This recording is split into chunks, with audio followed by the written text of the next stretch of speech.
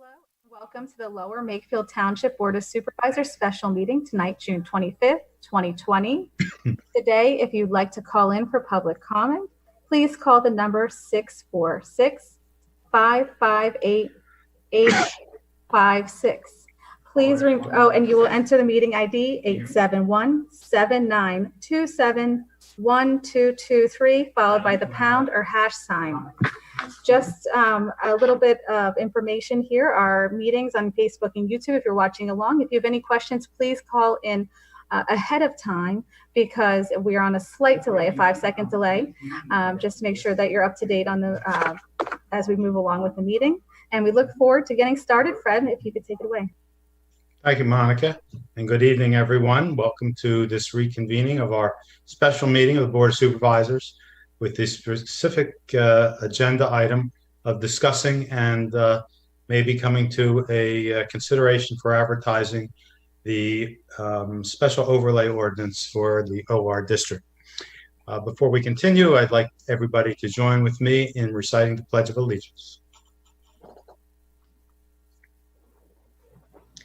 I pledge allegiance to the flag of the United States of America and to the republic for which it stands, one nation, under God, indivisible, with liberty and justice for all. Thank you. I will now call the roll. Supervisor Blundy? Here. Supervisor Lewis? Here. Supervisor Glarnier? Here. Supervisor McCartney? Present. And I'm here. We have a quorum. Thank you. Okay, before we continue, I'll just say for the public the remaining process. We are continuing the discussion to consider the advertisement of a proposed ordinance for creating an overlay in the Office and Research Zoning District in Lower Makefield. We're continuing the discussion. We have tweaked the proposed ordinance, and at this point we will have a presentation between our zoning planning office department head and the developers to discuss the current draft of the ordinance as it's now written, and we can continue with discussion on there. So Jim, I'll give it to you at this point.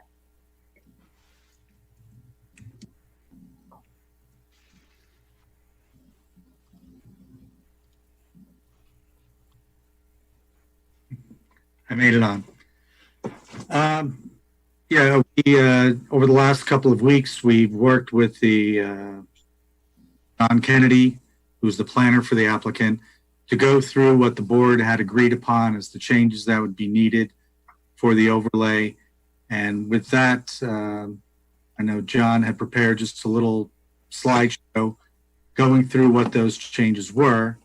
And I'll bring that up right now, and you can quickly go through that.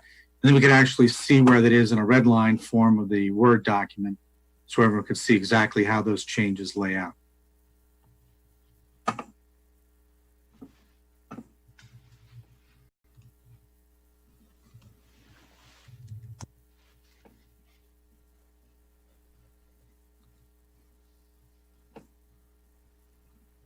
So since the last meeting, some of the changes that were made to the proposed ordinance was that drive-through services and commercial recreation became conditional uses.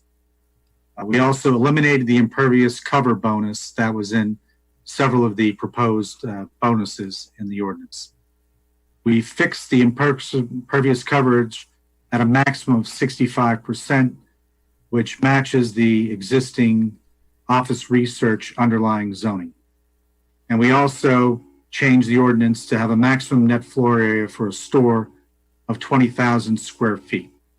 And this does not include a supermarket, which is a separate designation. Some of the bonus provisions have been reevaluated and adjusted downward.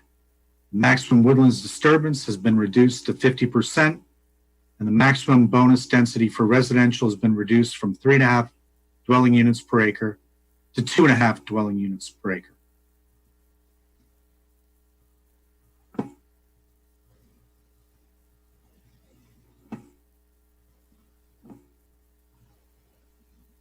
Okay, and if it's all right, I'll go through the ordinance itself, the red lines, and just specifically point out the changes that were made. I'm working from a draft that is dated 6/17/2020. There are no changes at all on the first page. On the second page, you can see that commercial recreation and has been removed. That was switched over to a conditional use, and also the same with the statements referring to drive-ins and drive-throughs at behind financial services and also restaurants, and those have been moved to a conditional use. The reason why large retail store is stricken out, it simply has moved down the list. That was an item that Jim had pointed out to me, so that's really just housekeeping. Then on page 3 is where we introduce the conditional use section, and it lists 2 uses that are permitted by conditional use, first being drive-in windows and drive-through service for any permitted use subject to the following. And these criteria are basically criteria that already exist in your ordinance in other sections for drive-throughs for banks and restaurants and such. And we did actually add, there is also a 4th one, D, which was added, that is specifically geared towards the mixed use development. And that is to be sure that the drive-through is located in an area that it will not conflict with pedestrian circulation. And then below that is also, we've introduced commercial recreation. And I did include just some very basic criteria that would also have to be included and met if somebody were to propose some kind of commercial recreation. Things such as basically they deal with protecting any residential use in the mixed use development. Then the next changes are on page 5. At the top, this is actually the first place where we have started to remove any reference to any bonus increase on impervious surface. Because of the nature of that, it actually has to be amended in numerous locations. So we did fix the impervious surface, maximum impervious surface at 65%, which is the existing level in the OR district right now. Further down that page, we added a requirement for retail store large, and that is the maximum net floor area of 20,000 square feet, except for supermarkets, which may exceed 20,000 square feet. That was based on a comment so that we wouldn't end up with a development that had, say, 3 large boxes. So you can really only have a supermarket, and then other than that, everything else cannot be larger than 20,000 square feet. Then on page 6, we get into a little bit more substantial, some of the other substantial changes.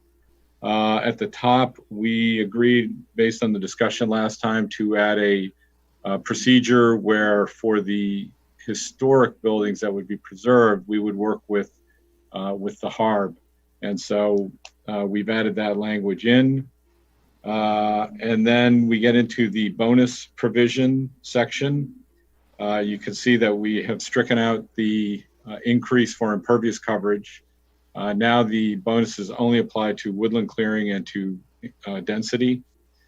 The woodland clearing has also been reduced, the maximum woodland clearing, from 60% to 50% per our discussion. And the maximum density increase when using bonuses has been decreased slightly from an additional 3.5 DU per acre to an additional 2.5 DU per acre. Then in going through the bonuses, we've tweaked them quite a bit. One of the things we did is we also reordered them, typically with this method of changing standards or encouraging standards in an ordinance.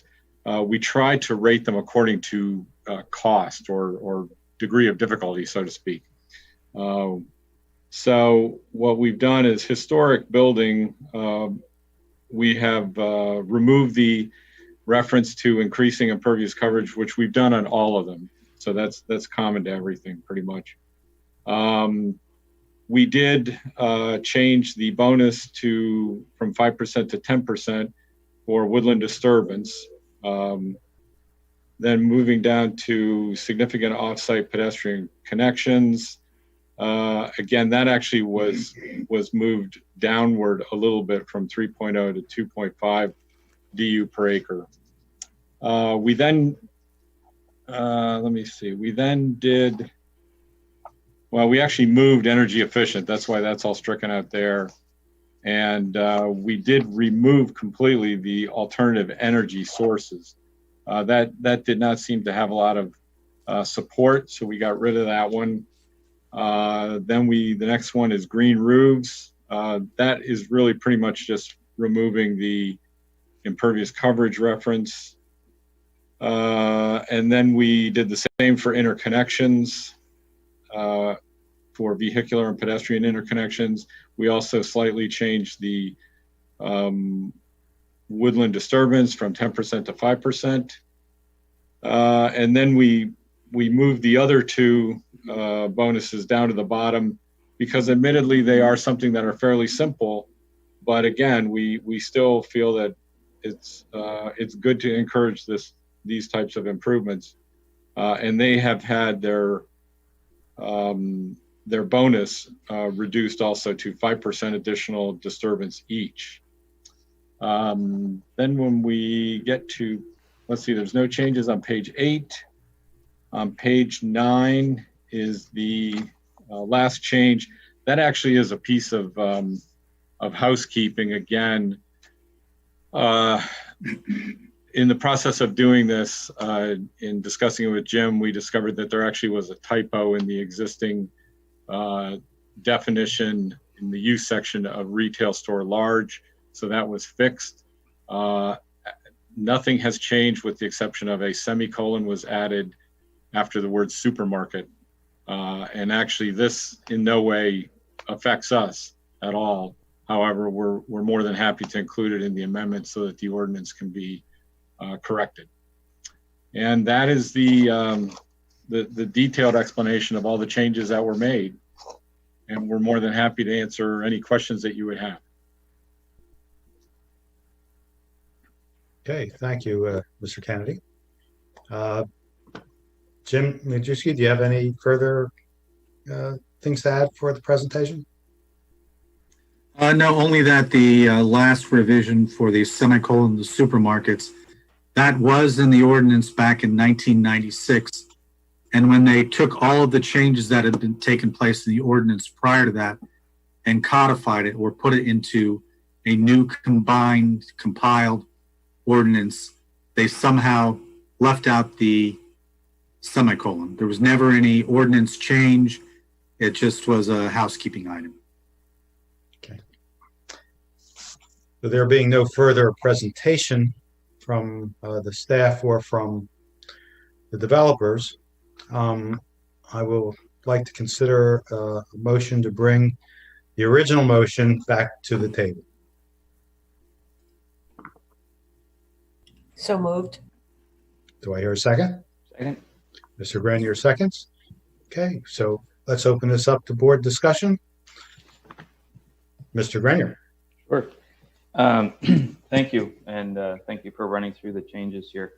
Couple quick things that, you know, I started my questions the last time the same way, just pointing out that we're looking at an overlay district to an existing zone that at some point in time, if we need to, the board can still change it, can edit it, can remove it, etc. So I want people to know that. Just remind folks of that. The other thing that I've been seeing a lot of, I just want to clarify. I heard comments during public comment last time, and then I've seen some stuff on social media. This overlay does not go out any more than a quarter mile. I've seen some comments that it goes out 1.5 miles, that it goes out to the Torbert farm, that it covers different farms that are in the general area, but outside of the OR district. Excuse me. So I just wanted to clarify, and Jim or Mr. Kennedy, if you need to add anything to that, that we're only looking at that 1/4 mile. There is a map out there. There you go, Jim, that shows the extent. So for folks that may be have heard differently, this is the actual extent here. Properties A, B, and C are where the Prickett Preserve would be. And Jim, if you want to add anything to this to clarify, feel free right now before I start asking any questions. But I just want to make sure this is clear because I've seen a lot of confusion on this particular issue. So I want to make sure that's clear before we go any further. I believe you accurately summarized the extent of the ordinance. Okay. Thank you, Jim. Now, in terms of, I printed it out so make sure I could read it properly. I had some comments, and I will say up front that I responded to Jim with, he gave us a nice thank you for providing a Word version and track changes so we could see exactly what was on the screen there prior to. I sent Jim back that same version with comment boxes on it just so he'd be ready for any questions ahead of time. So my first couple of questions, I think are okay. If you look at page 3, in the red line section towards the end, item B, B2, I just wanted, there are under commercial recreation, indoor, outdoor, subject to the following. We have landscape buffer, lighting, and noise impact. I just wanted to make sure that those are consistent with other parts of the code. I know most of that, the details will be handled through the salvo process. I just want to make sure what's written here is consistent with other zones and other buffers that we've talked about in the code. So Jim, I think you've looked into that already, and sounds like can you comment on that? Yes, I have looked into that, and the landscape buffer is fairly consistent with a number of other buffers that they have between residential and institutional, residential and other types of uses. Typically, you have a buffer width, and the actual planted buffer varies anywhere between 5 and 15 feet, which is what they have here in this ordinance. Lighting is required to be shielded from adjoining uses and properties, and this just sort of makes sure that as part of the conditional use process is demonstrated in order to get their conditional use, to going through SALDO, which are more finely detailed, but it's something they need to address during the conditional use process and not wait until they get to subdivision land development. And the same with noise. They need to sort of tell us what type of commercial recreation they're going to have, especially if it's outdoors. Is it something that's going to be noisy? And if it is, obviously it shouldn't be located in close proximity to the residences. It should be located in another part of the site, or something needs to be done to make sure that the noise impact won't affect them. So in other words, you can't have some very loud outdoor recreation up against the residential portion. It would need to be probably on the other side of the whole project. Okay, thanks, Jim. And keeping just after that, it seemed to me it looked a little bit duplicative or redundant here.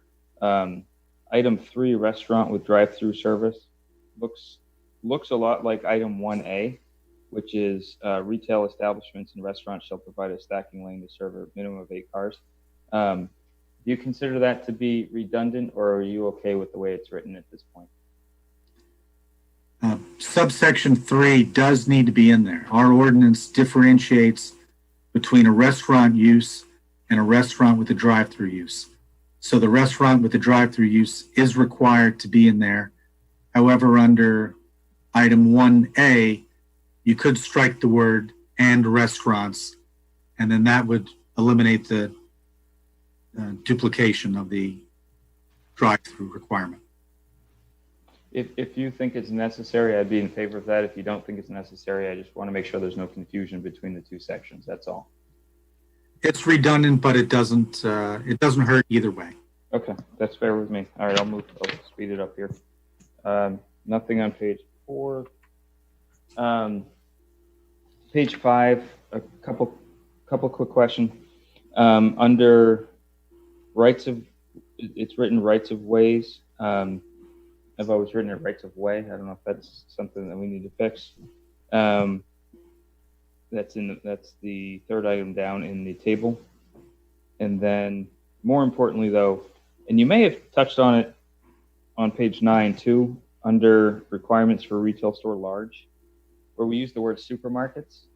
How do we define supermarkets in the code? Because, and the reason I ask is there's supermarkets where there's a grocery store that's just grocery.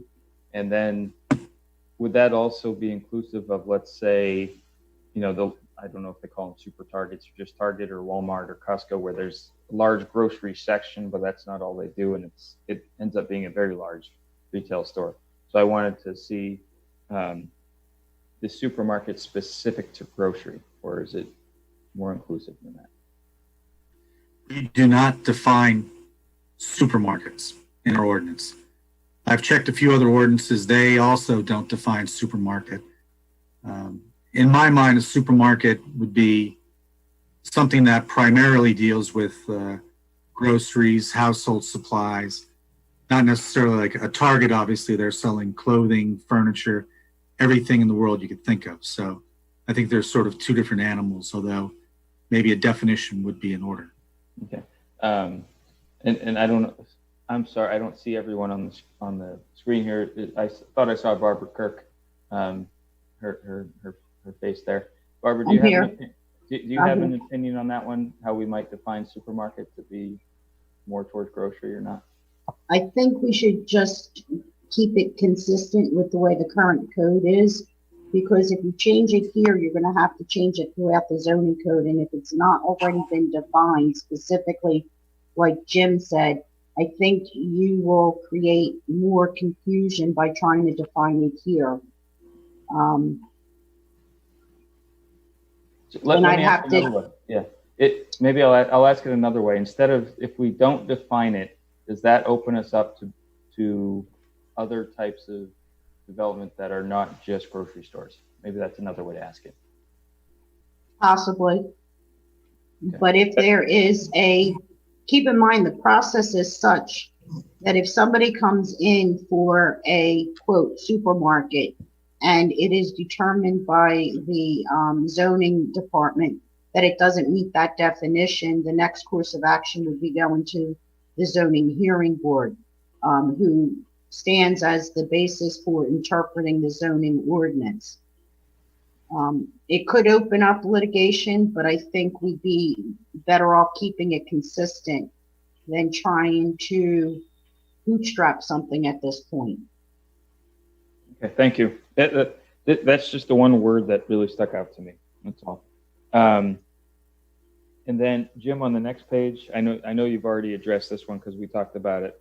In a couple sections on page 6, after number 3 and the first part of the table under 200-50.10, we use the term historically significant buildings. And that may occur somewhere else in here too. I'll see if I circled it somewhere else. But the term historically significant buildings to me, in my world, is National Register listed or eligible. But I believe we also have a township document that lists them that was created 12, 13, 14 years ago. That might serve as our reference document as a starting point, and then we could amend that. So do you have recommended language to address that, to clarify what a historically significant building would be? Yes, I did look that up, and after the word historically significant buildings, you could add in the phrase listed in the Survey of Historic Resources in Lower Makefield, 2000 and 2008, as amended from time to time. Back in that time period, our historical commission did an inventory of as many of the homes that they thought had historic value in the township, and I believe that would be a good starting point. It should also be noted that the homes that are on this property were deemed to be eligible for possible consideration on the National Register of Historic Places back when they did, I believe, the I-95 cut through or the off-ramp, something. They actually evaluated that and thought they were eligible. But I think tying it into the Historical Commission of Lower Makefield's inventory of historic structures would be appropriate. Okay. So I won't add that to any motions at the moment, but I would ask that the board consider that one specifically because I think that's a good guidance right there. I think next page, Jim. In the bonuses, I've been thinking about this a lot. And I was part of the Bucks County Environment and Energy and Environment Subcommittee to look at county policies, and one of the policies that we talked about was encouraging sustainable design, sustainable ordinances, etc. So when I look at it through that lens, I see a justification to an extent to maintain some of these bonuses.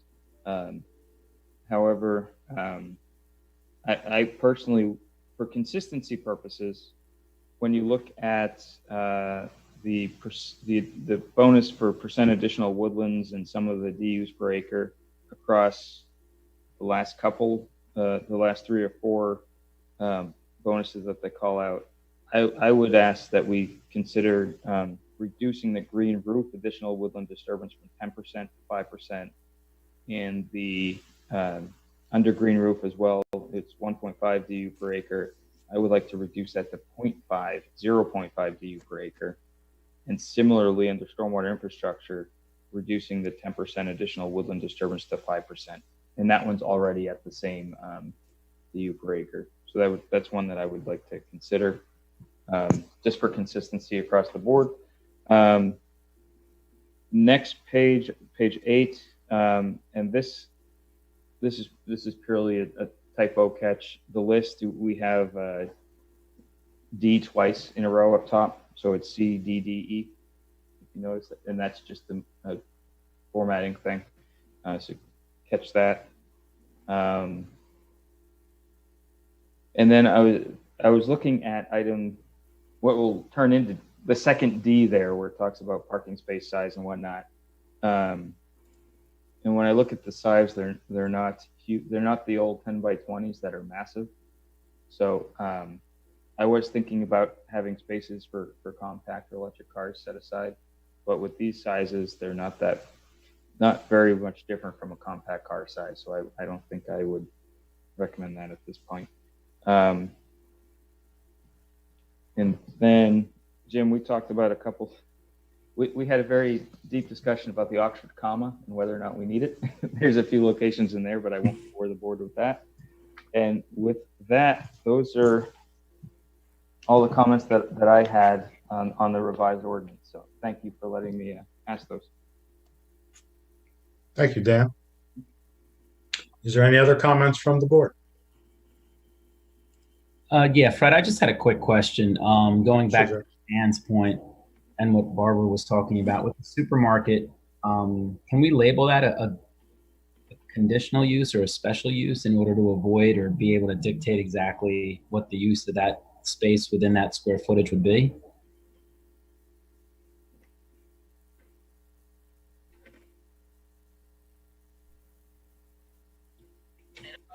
Jim? Oh, I thought the question was to Barbara. Well, it was Sorry, I kind didn't hear who that was. no, that's okay. Well, it's kind of to Dan's point and to Barbara's point. Is that something that we could do in order to make sure that the actual use within that larger space, like Dan said, doesn't fall into something that is not necessarily what we were looking for? So to answer, the way to enumerate the uses can be by right, where there's nothing required.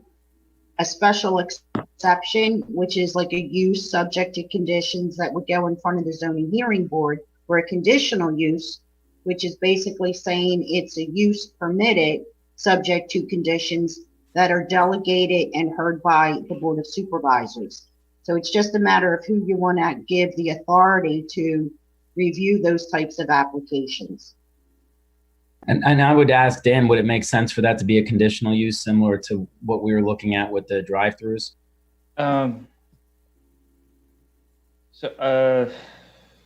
I don't think so. Only, I think drive-throughs are something we want to maintain a lot of control of, just based on the nature of this type of overlay. You know, live, work, play, we want it walkable, pedestrian. Drive-throughs are potentially counter to that concept. So I think that absolutely has to be a conditional use. I'll sort of answer your question with a question to Barbara James, because I'm just looking at page 9 under 200-68 principal uses, where we get into retail store large. And this is where we have the semicolon from 1996, Jim, where we talk about, is this just defining what a large retail store is here as we look at it? Or does this put some limits on what a large retail store is? Or would this be the place to put the limit on the large retail store? Well, this does define a large retail store, and a large retail store is actually slightly different than a supermarket. A supermarket is classified more as the retail store. We call it a retail or personal services store. And that's defined as establishments engaged in selling or renting goods or merchandise to the general public for personal or household consumption or use, including grocery supermarkets, and rendering services incidental to the sale and repair of those goods. So a supermarket is different than a large retail store. And I think it's sort of, you know it when you see it. You know, a Target, the primary thing is it's basically a variety store or a department store. They even have the garden center component mixed in with the supermarket, but the supermarket is clearly subordinate to all the other uses for a Target and a Walmart who have groceries. Or even like, Costco, they sell like large retail items more so than the groceries.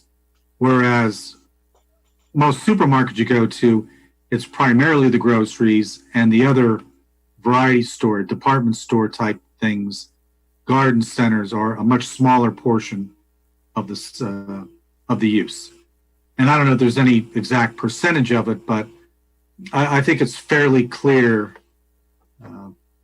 the difference between what a supermarket is and what a variety store, department store, et cetera, would be. Jim, do you think it would be appropriate to actually lay what the actual percentages are rather than leaving that up for interpretation of down the road?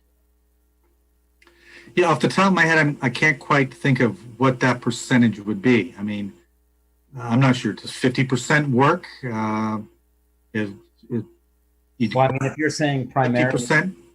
Yeah, I mean, if you're saying primarily the purpose of a supermarket is for food and groceries, I would think that the percentage would be much higher than that. Right. But I don't know if it's appropriate to put a percentage in or just to, and that's Dan why I was thinking about having it just be a conditional use, so that way, the Board of Supervisors now down the road could determine whether or not it fits what the use was, or maybe put some kind of general verbiage in there saying the intent of the use was groceries or supermarket, not mixed retail or mixed department. I'm not debating you, James, but I think we agree in concept to what we're trying to do. Just not quite sure about the best way to do that. So. Jim, would you read the definition of a supermarket again? Oh, well, a supermarket, there's two categories we have in our ordinance: retail or personal service store, and we have retail store large. Retail store large you have up right in front of you. The definition of a retail or personal service store, it has: for retail stores are establishments engaged in selling or renting goods or merchandise to the general public for personal or household consumption or use, including grocery supermarkets, and rendering services incidental to the sale or repair of those goods. So when they say the incidental to the sale or repair of those goods, are they speaking specifically to groceries? Groceries and other household items, stuff like that. Okay. And Fred, to your point, And back to James's point about a percentage, in my opinion, it would be primarily groceries. So, maybe putting a number of at least 50% makes sense. I don't think any of these other types of uses that people maybe don't want here would ever reach that threshold. So is it appropriate to define supermarket as a retail establishment that sells more than 50% or more in groceries? Yeah, I think that would be something that would work. Okay. John? Can I suggest an alternative, which would be a self-service store selling foods and household, or of which 80%, I think 80% should be the threshold, not 50. Because if it's 50-50, you could have a hypermarché where you've brought basically a department store or discount store and a grocery store together. And I think our intent is specifically that we weren't looking for that type of use here, which is why I would say, say 80%, that would allow you to have, multiple aisles of, seasonal goods and things like that are not foods or household goods. And John, back to my point, and that's why I suggested maybe have it just be labeled as a conditional use period. And then, well, but then the only challenge is I think the applicant would have to get that conditional approval for their current, I guess that could be bundled with their current proposal. That would be. I mean, I don't know if that's appropriate. What do you think, Jim or Barbara? I think 80% might be a little too high. Yeah. But I would say over 50%. I mean, I understand what John's saying, and I'm just, we know what's going to go into this large box, this one large box. I don't know what their mix is as far as grocery, non-grocery percentages are. Maybe we could figure that out. But I understand 100% what we're trying to do here. I have no issue with it. I just don't know how to go forward with it. and Yeah, what's the best way to kind of protect that thought process? Yeah, but no, I don't think any of us want to see the Sam's Club eventually. So or Costco.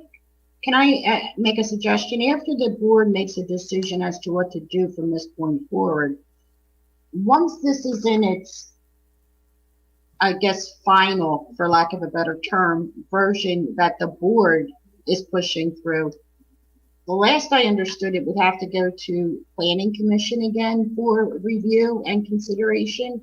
So maybe the Planning Commission might be a good place to try to drum up a definition for supermarket that you would like to have included in the ordinance. Works for me. Okay. Or could we go to them before we publish the ordinance to get something that would work? I mean, like setting it again for an informal type of thing. Right, or even reaching out to the Bucks County Planning Commission. Well, you would have to, What would be, I mean, if we can add it in, as Barbara said, in that process, what would be the point of doing another loop through the process? Why not just have it follow the natural order? Well, I guess my approach was a faster review, but that's fine. I don't think it'll make it faster because you either have to go in for a formal review and request it, or you're going to be backtracking again. That's all. So let me ask a question though, if I could, versus starting all over. So can we start back to the percentages? I know there was some discussion there as far as where it went. Would the board be more comfortable? I think in the end, when you're talking 50%, you're basically saying grocery sales as we think of them wouldn't potentially comprise a majority of the use in there, at least theoretically, if we at least change the percent to 60% to at least divvy that up, that it's primarily a a supermarket as we think of it, to go to 60% at least, to give that distinction between, like I look at Targets and stuff where they have 5 or 6 aisles of groceries and the rest of it is everything else, to at least take it up over above 50% to at least 60. We can ask, obviously, John or whoever else is here, their thoughts about it, but that is a placeholder amount. And I actually have a suggestion for a definition for supermarket or grocery supermarket. That would be a retail store that primarily sells food, including canned and frozen foods, fresh fruits and vegetables, fresh, raw, and prepared meats, fish, and poultry, and personal or household goods for consumption. Well, that sounds more like it, what we want. So it would be a grocery supermarket. Can I make a suggestion? I like what Jim's saying. I'm just wondering if, to make it simple, on page 5, where we've already added the limitation, we could say that maximum net floor area for retail store large, 20,000 square feet, except for supermarkets, which may exceed 20,000 square feet, provided that the floor area is comprised of at least 60%. We might have to tweak this a little bit. What I'm thinking of is adding it in there that the floor area would be comprised of at least 60% food or grocery and prepared food sales, or items or something like that. That way we're also not messing around with the actual definitions in the ordinance or the use section of the ordinance. That's why I'm thinking maybe this might be easier.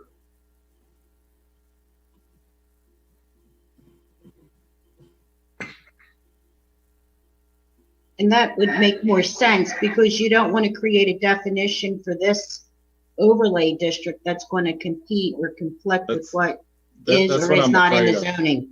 Yeah. Okay. So that's certainly much more promising. But what's the definition of primarily? More than half. Oh, well, we can put 60% in there. It's comprised of at least 60%. Yeah. Okay. Something like that would be fine. And just because a lot of the sort of hypermarkets that you see in Europe really come in at about the 100,000 square foot level now. So that's, and then, yeah, obviously a super Walmart's like about 180,000 square feet, something like that. I'm not sure what the super Targets are like, but that's what we want to guard against. Yeah. If I could just suggest one change, Jim, maybe instead of net floor area, maybe it's sales floor area.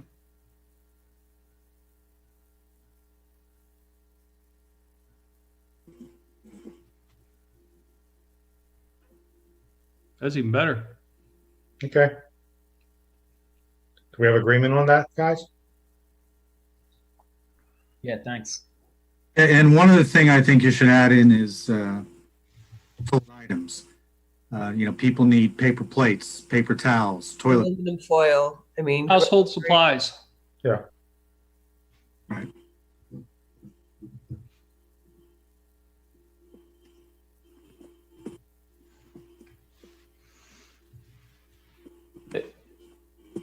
There's a definition on a website called Law Insider for supermarkets that does it pretty good. I looked at that and I have some concerns about that one. Okay, I was trying to go on online, check out the law definitions. Jim, I don't know that we need grocery and prepared food sales and household supplies. That's that Oxford and. There you go. The Well, Oxford and. I love a good comma. There we go. Dan loves a good comma. All I right. think that's pretty explicit. Yeah. Okay. I think we got agreement on that one. Do you want to go back to the historically significant structures? And add the language that Jim recommended? Yes, please. Is that, if that's agreeable with the board? That, we're fine with that on our Right. side. Okay. Jim, could you repeat the language before you type it in there? Well, let me type it in and then,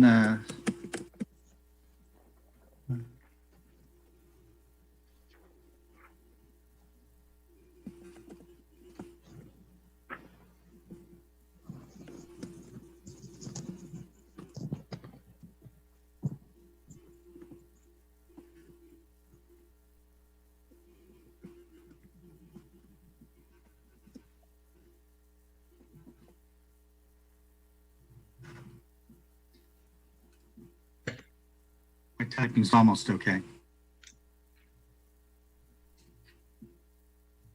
Is everybody agreeable with the language? I'm okay with that. Good. Okay. Great. Okay. Any other comments from the board? If I could, or did Go ahead. Sure.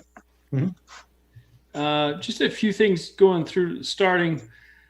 There's a number of cases where we don't have hyphens for mixed use. Some cases we do, some cases we don't. That needs to be fixed. We also have a lot of cases where we have a period at the end of items, and some within where we don't have a period. So we've got to standardize on that. Let's see. There's a couple others fixes to, like, let's see, in section 200, or let's see, where is it? Page 4, bottom page 4, the from should be lowercase, not capital. None of these are huge, but they're some typos. If I send those to you, are they okay to be considered as typos, or how do you want to deal with those?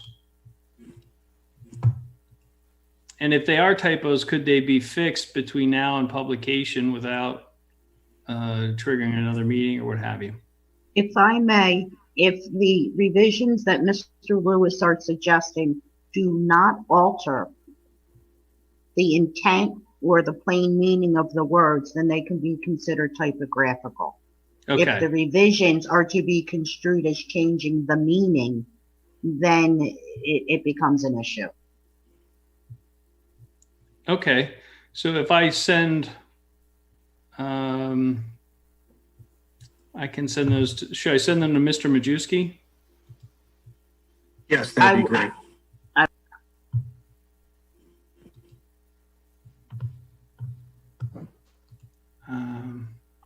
There's your 22, Jim. Yep. And your 24 is right after. And I'll send those right now. And then I have some that are considered what that would change the meaning. So I want to be sure that I'm fair. And I think when you see these, there you go. You'll see they're all just minor typos. And I'll send those. So a couple things that I'm particularly concerned about. I'm having a real hard time with the concept of drive-throughs in a mixed use area. The Bucks County Planning Commission was opposed to the use of drive-throughs. I just don't want that to even be an option. And I think if we're truly going to have a mixed use area, that there shouldn't be drive-throughs. It should be pedestrian friendly and pedestrian primarily. And so I would ask that we remove B1 and B3 on the top of page 3, but I don't know if I have support among my fellow supervisors. I guess the only way I can do that is to make a motion to amend and let that go up or down if that's amenable to folks. Don, Okay. you're not happy with the conditional use of it? You really just want it removed altogether? I want it removed altogether. No drive-throughs, no drive-in windows, nothing. So not even for banks or drugstores. Not even for banks or drugstores. I mean, I don't mind a motion to amend. I would be against that only because in the new normal drive-throughs, walkthroughs, however they design the future buildings, this may be something that would be vital for business. But I'm just one vote. Would you like to make that motion, John? Yeah, I'll make a motion that, let's make sure I get the right section here. That provision section 200-50.7, item B, item 1 be struck, and item 3 be struck. Is there a second? Don't we have a motion pending? So just Well, this is an amendment to that motion to strike the conditional use for drive-throughs in the ordinance. Okay, motion dies for lack of a second. Okay. Additionally, since we've already opened up the OR section a little bit, in terms of, I would like to remove the opportunity for warehouses to be placed in the OR district overall in general. So I'd make a motion to add language in the use regulations related to the OR district to remove warehouses. Barbara, is that germane to this issue? No, because that opens up an entirely different type of amendment to the zoning ordinance. You're looking at just an ordinance crafted to create an overlay. What Mr. Lewis is suggesting is actually an amendment to the existing ordinance, which has to go through an independent process itself. Okay. If that's the case, then can I make it a motion to, well, there's no warehouses in the mixed use area, right? No. No, not.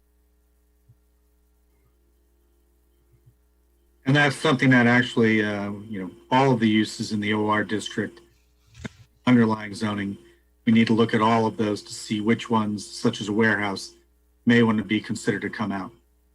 Yeah, we've spent a fair amount of time in the overlay that could have been done to deal with the OR district. I'm going to assume that proposed amendment dies for lack of a second, Mr. Chair. I think so, but we can revisit with a new, agenda item in the future to amend the OR zoning. Yeah, and John, I'm taking from Barbara that it's inappropriate in this context, but I'm willing to support you or second your motion on its own in the appropriate setting. Any other further comments from the board?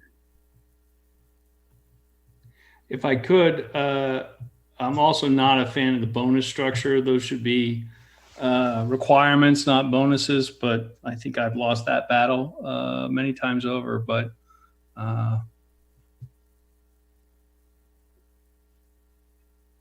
Okay. Suzanne, any comment? No, thank you. I'm good. Okay. Hearing no further comments from the board, I will open up the public comment. Monica, do we have any callers? Yes, we have a caller, Eric. We're moving him in. Dan was asking a question. Oh, I'm sorry. Dan, go I ahead. just wanted, since we considered all those other changes, did we want to consider in the bonuses the couple of changes to green roof and stormwater infrastructure for reducing the percent of from 10 to 5 on woodlands and one of the use per acre from 1.5 to 0.5? I'm sorry, I can't hear you. Can you speak up? Oh, sorry. On the bonus section, can you hear me now? Yeah. Okay, sorry. Under green roof, what I mentioned earlier, I know we were jumping around. Does the board want to consider at this time reducing the bonus for additional woodland disturbance under green roof and stormwater infrastructure from 10 to 5% for each one? And then for green roof, also reducing the 1.5 DUs per acre to 0.5 DUs per acre to be consistent with other sections of the bonuses. I would second that. Okay. Well, does that change the overall reductions and maximums? No. Okay. I mean, you can ask Jim, but I've talked about it with. This would be good, and it sort of prioritizes the bonuses that I think the board is unanimous on as being most important, being the historic building preservation and the significant off-site pedestrian connections. Okay. All right. Thank you, Fred. Sorry about that. No problem. We have a motion to amend that part of the ordinance as well, and we have a second. Is there any comment on these changes? Fred, I got a question from the public asking what a conditional use is. That might be something that we could cover before we open up public comment. Sure. Jim, would you give the definition of a conditional use? I will read that for you.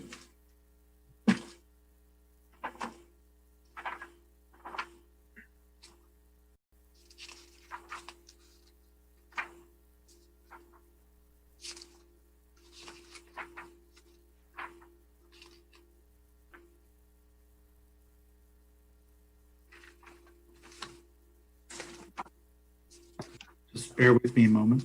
Mhm.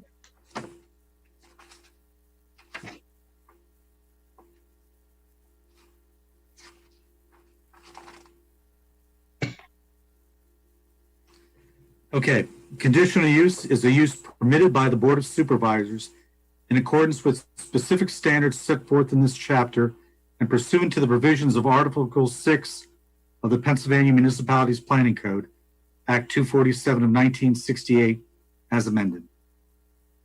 So basically, it's a use that's permitted, and you add a few extra items onto it to make sure that you're getting what you want out of it. So in other words, if we scroll up to where we have the conditional use,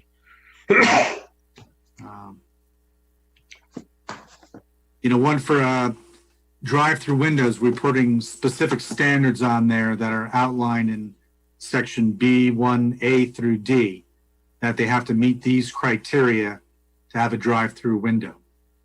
For the commercial recreation, we've added A through C that has landscape buffer, lighting, and noise impact.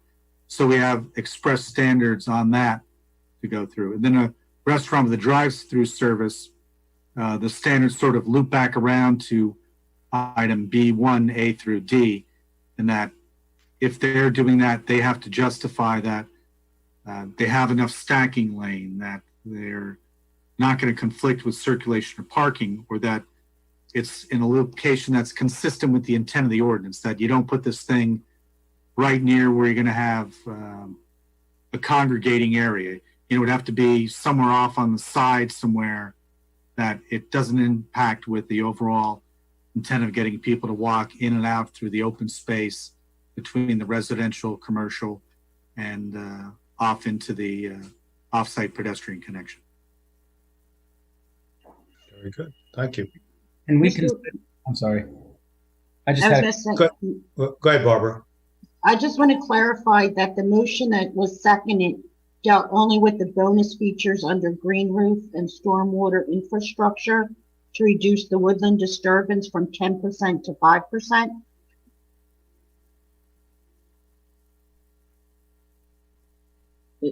Am I correct in that understanding, or was there something else? Oh, sorry. Did you get so from green roof and stormwater infrastructure, woodlands from 10 to 5, you stated that. And then under green roof, and if you didn't say this, I'll just repeat it, going from 1.5 DUs per acre to 0.5 DUs per acre. Those are the only changes in that portion. Okay, I just wanted to clarify. Thank you. Oh, I appreciate that. Thank you. And then under stormwater infrastructure, was that bonus reduced from 10% to 5%? Yes, sir. Okay. And that's it, right? Yes. Okay. I think James had something he wanted to say.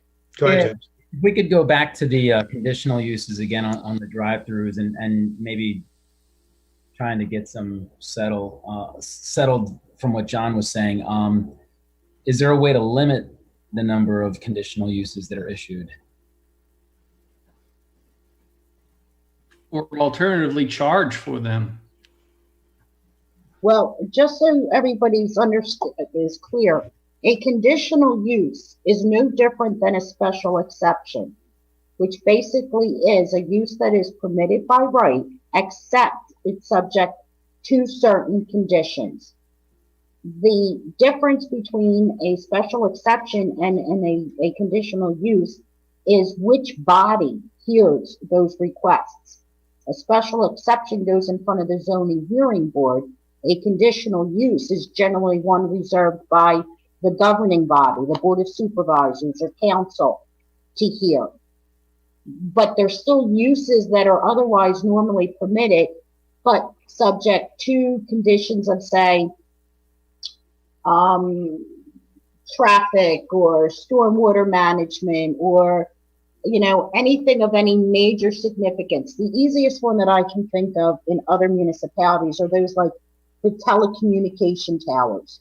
Rather than them just going in front of a zoning hearing body because of the effect on the neighborhood and the effect that it could have on the township and public health and safety, they're generally reserved as conditional uses to be heard by the governing body. That's what you're looking at.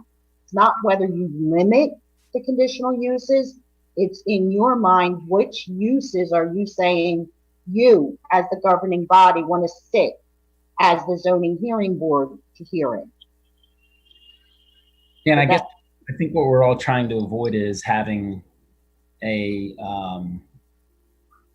more than, or should I say several drive-through type situations. I think that's maybe what the concern is from John and maybe even Dan and myself is how do we avoid it becoming kind of taking away from what the look and the feel of what the project's supposed to be, and having all these what potentially could be more than 2 or 3 drive-throughs. So what's the best way to approach that?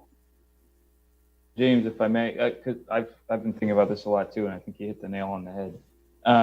When you look at 1D, sort of the catch-all comment or phrase, where it says establishments with drive-in or drive-through services shall be in a suitable location consistent with the intent of the ordinance, which was stated on the first page, and shall not interfere with pedestrian circulation and the use of neighborhood open space. When we throw, and Barbara, I'd look to you for some guidance on this, but that statement there seems to allow us to some extent to either objectively or subjectively review these potential drive-through establishments with respect to the overall intent of the ordinance, of the overlay, versus limiting it to 1, 2, or 3, so we can look at the placement to ensure that it doesn't conflict with what we're trying to do. Barbara, does that make sense to you? Did I say that correctly? And you're muted, by the way. You are correct. And that is why it would become a conditional use, because of those types of concerns that you would have. It would come in front of the Board of Supervisors for approval. So Dan, almost like a moving part, kind of see what's coming up and seeing if it's appropriate, where the location of it's going to be, what the impact of it's going to be. Yeah. So the way it's written, because that phrase is in there, I think that I'll use the word protects us, or the phrase protects us enough that we can address that. I understand everyone's concerns, and because I have the same ones, but to Supervisor Weiss's point, there may be very specific situations or circumstances where a drive-through may be appropriate if located properly under the proper business, in the very specific circumstance where it wouldn't impact the overall site. I know that can get gray and you really have to take a fine look at it, but I think that's kind of the point of conditional use. And I would say, I'll tell you, part of what inspires my concern about drive-throughs in this particular area, if you've gone to the collection of retail restaurant developments between Durham Road and Eagle Road, you have a circumstance where if you're trying to walk to one restaurant that has a drive-through, there's a bank with a drive-through right next to it. It makes it very sort of unsafe to almost go to walk to in this case, it's a Starbucks, with no offense to Bank of America, because it's right next there. And there's at least 7 or 8, I think, drive-through facilities within that couple block radius, which makes pedestrian traffic de-emphasized dramatically. And that's my primary worry. Also, too, if we're looking at types of restaurants, I'm not against quick serve restaurants or fast food in any way, shape, or form, but I would certainly want a more upscale QSR as opposed to, some of the other ones that would potentially come through. Yeah, John? I think that 1D is very important as our ability to control the design of a drive-in or drive-through. It's what's good is a conditional use has been said. It's up to the board to determine how it's going to be, and I feel much more comfortable doing this with 1D. Having that clause in the ordinance to give us even more control to prevent the sort of thing that John is concerned about. That's my opinion. Yeah, no, John, that's the exact development that I was thinking of. And when I think of that complex, I think of zero walkability. I mean, there's walkability within that center. So that's exactly what I was thinking of. So yeah, 1D. Yeah. I'm not, like I said, I'm a little more, I don't run any drive-through. So I'm different than the rest, and that's fine. But for the developer who's on the line with us, have they secured potential tenants that have drive-through aspirations? Because it's better to know now and for them to share with us that they have those.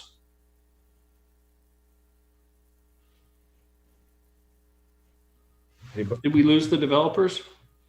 Not to my knowledge, anyway. I don't know if Vince wants to make a statement, but I think at this time, here we are. The only tenant is Wegmans. That's correct. I'm sorry. You had told me to mute my video and mute my audio, so that's what we did. But John is correct. The only tenant that is currently enrolled, if that's the right word, is Wegmans. And one last follow-up question on that. Is your intent to build all of the buildings at once or build as you receive tenants? Let me just step aside and let Vince DeLuca answer that question. He's more. Yeah, Mr. Lewis, our intent is to construct the infrastructure for the entire site, build Wegmans, and then any other retail operations that we have commitments for, we would build. It's our hope that during the process that'll take a couple of years, we're able to secure tenants. You can appreciate that during the last 90 days, most of the retail operations that we could talk to went into hibernation due to the pandemic. So again, John Kennedy and Mr. Harris both stated accurately, the only tenant that we have currently is Wegmans, but our intention is to construct the entire 155,000 square feet, Wegmans plus additional 55, while we're developing the Wegmans site. So you would build until you get the tenant, while you don't have tenants. Then you're going to build it. We have no other tenant committed other than Wegmans. We would build the infrastructure. Our intention is we would rehab or take care of the existing house, which is only a couple thousand square feet. That would be done.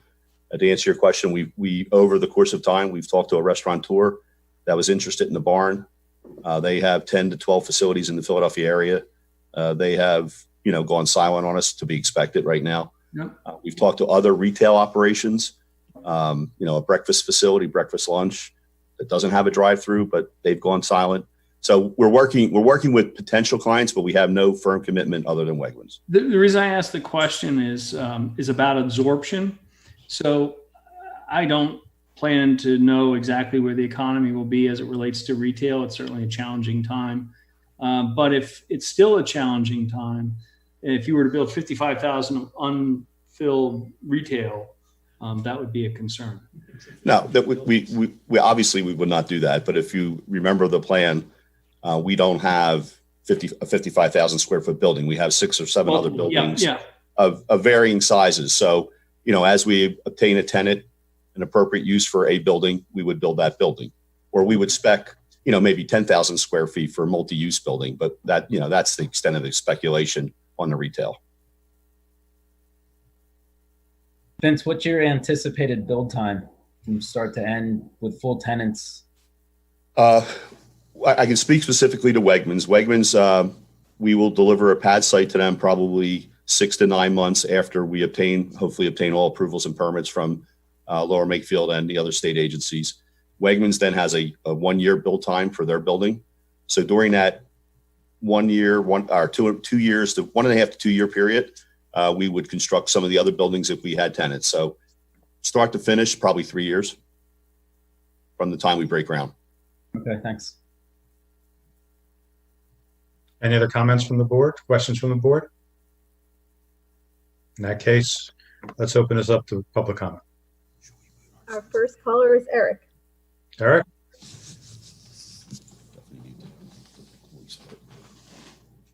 Hi, Eric. Give your full name and address and make your comment.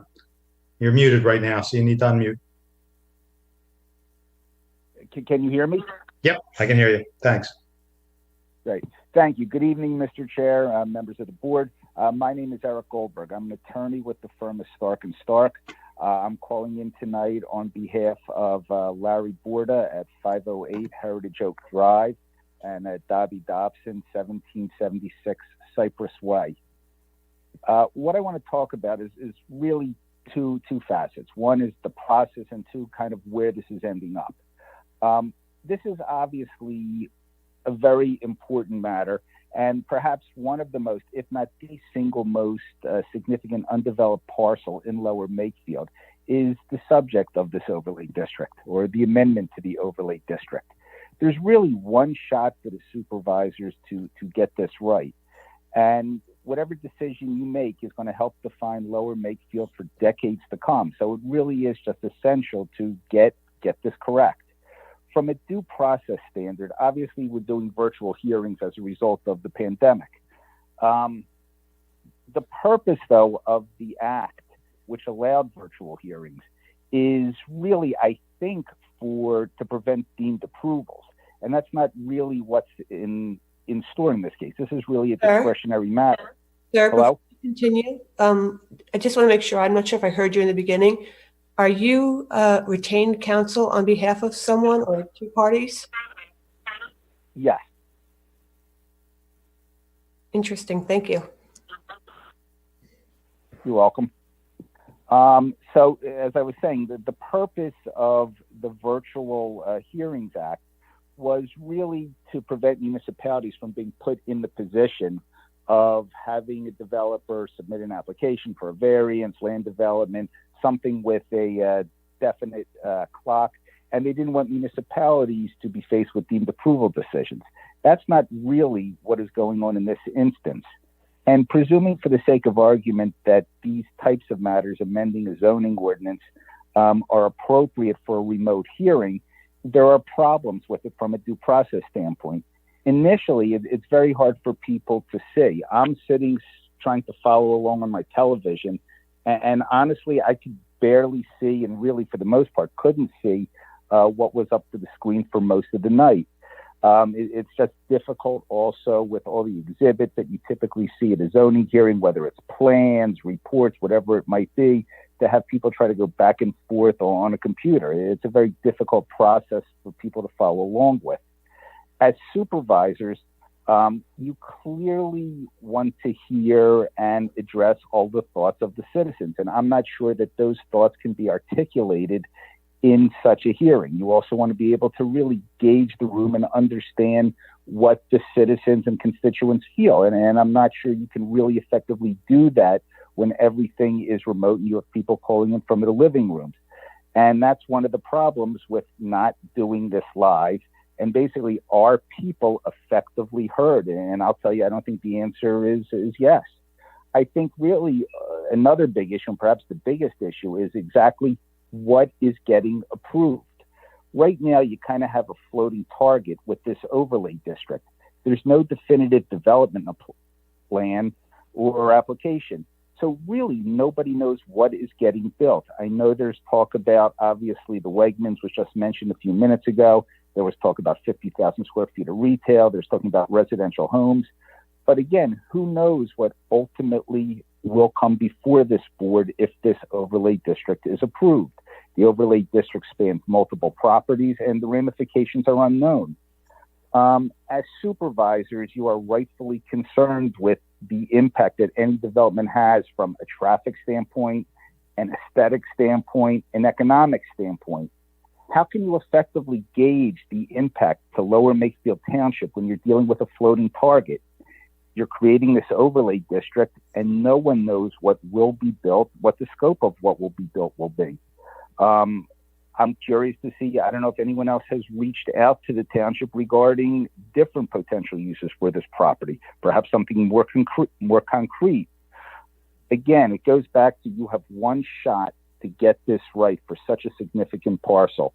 And if you're going to decide the fate of perhaps the single most significant undeveloped parcel of land in the township, and you're altering the zoning ordinance to do that, it's incumbent to know exactly what you're getting and to understand the ramifications on the traffic, economics, and aesthetics from whatever is ultimately going to be constructed here. Thank you. You're welcome. Thank you, Eric. Any other public comment? Yes, our next caller is Lisa.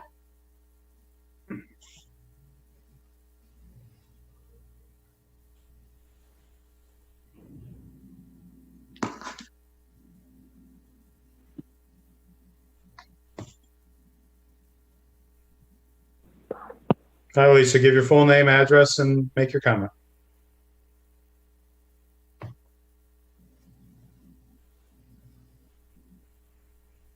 Go ahead, Lisa.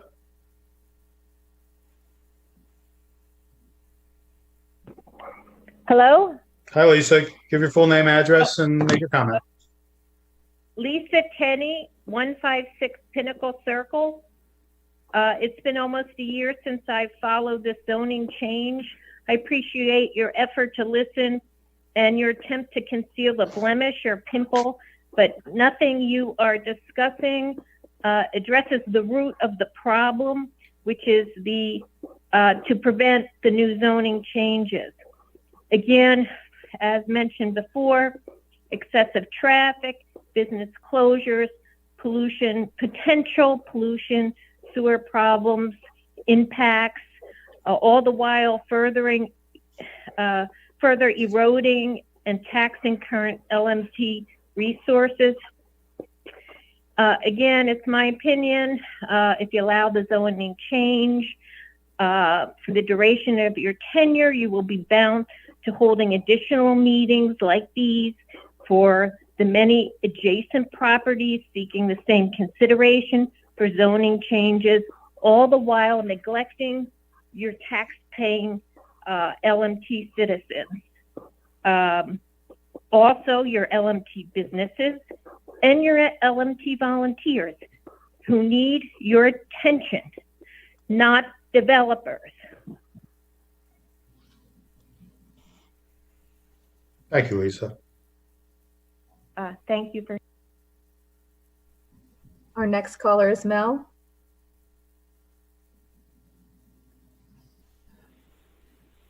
Hi, Mel. Give your full name, address, and make your comment. Hi, I'm Mel Hall. I live on Drew Drive in Lower Makefield.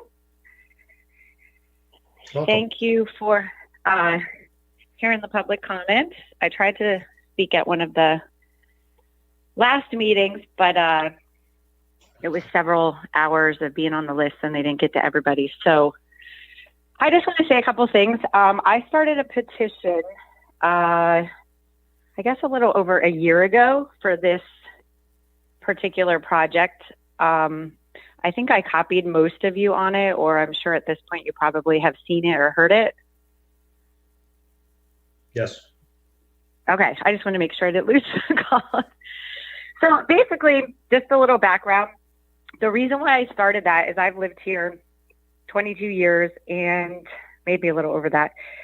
Every time over where the ShopRite is, it used to go, that grocery store for a while kept circulating with different grocery stores. And every time it would go out, I would hear all of my friends and different people talking about, why don't we have a Whole Foods? Why don't we have a Wegmans? Why don't we have, and I always heard people talking about it and always heard that, you know, it got shot down by, you know, people in the community and stuff. So over the years, I've heard enough people and enough friends and enough chatter that I felt like there were a lot of people out there that did want something like that.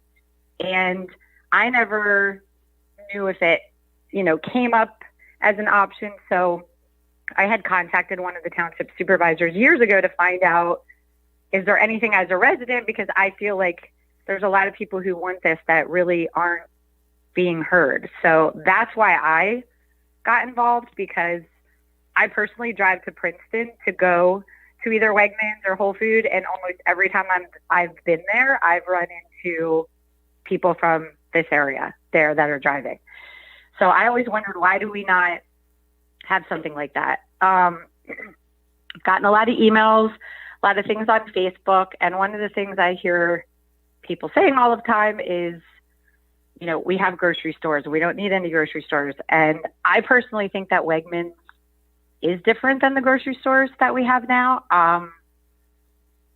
I think Wegmans, Whole Foods, Trader Joe's are kind of in a different category. They offer more things. So I do think it brings something different. And almost all of my friends that live in these areas, communities, have those, at least one of those in their immediate. So I personally think there's more support for this than you guys probably see, because what I hear and what people email me and what I've noticed at the meetings is it's kind of similar to politics. I feel that there's several people who are very loud and very intimidating, and there was a lot of clapping and cheering. Kind of, it was sides and very, so I could see for a lot of people, it's probably very intimidating to stand up and say their views. So I feel like a lot of people, I think the petition's up to like 1,600. I reposted it today, and just in 24 hours, 100 more people roughly signed it. The comments that I will get on that are mostly negative, but as you see the negative comments, the numbers on my petition go up. So I personally think there's more support for it, but I think people are intimidated because of the environment. I know the attorney that called in said he feels like people aren't heard or because of this forum. I think it's the opposite. I think the meeting I went to was very intimidating for people to speak up, especially if you were somebody that supported it.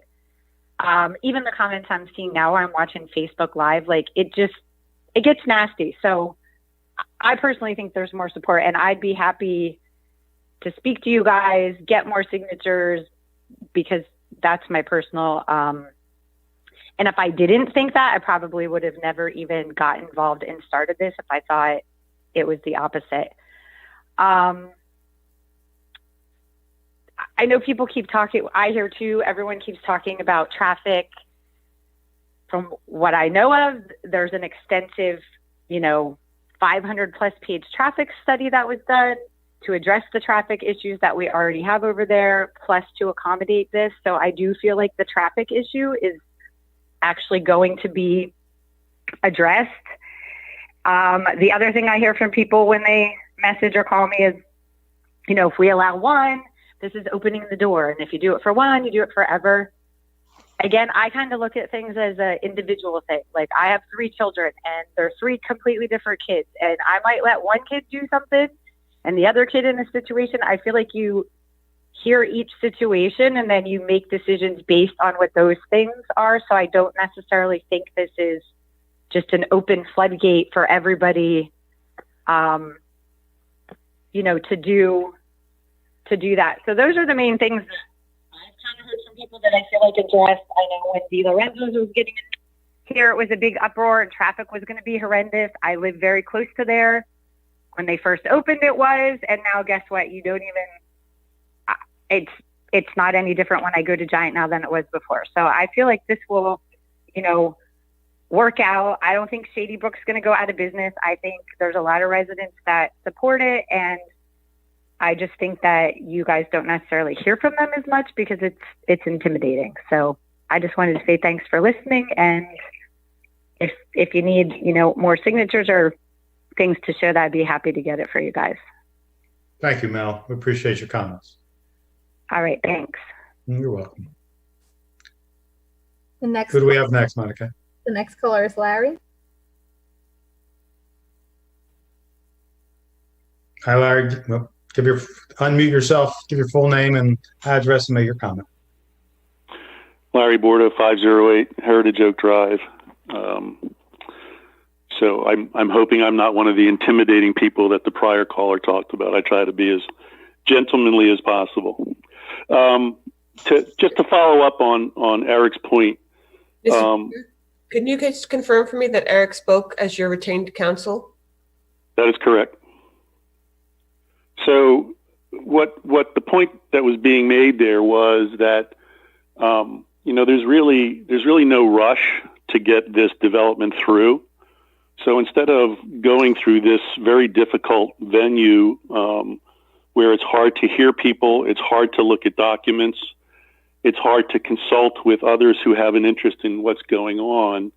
In order to properly do this, why not simply put off the hearing until the limitations are lifted and we can have a dialogue face to face with the experts in the room, with the documents in the room, on a screen that's legible for the people participating in the meeting. I don't understand what the rush is to get this thing done. There's no huge benefit to the township from a tax standpoint. So it doesn't make sense that we rush this through at the expense of not having an appropriate venue to properly consider what is a very large and complex project, which is going to have a major impact on the township.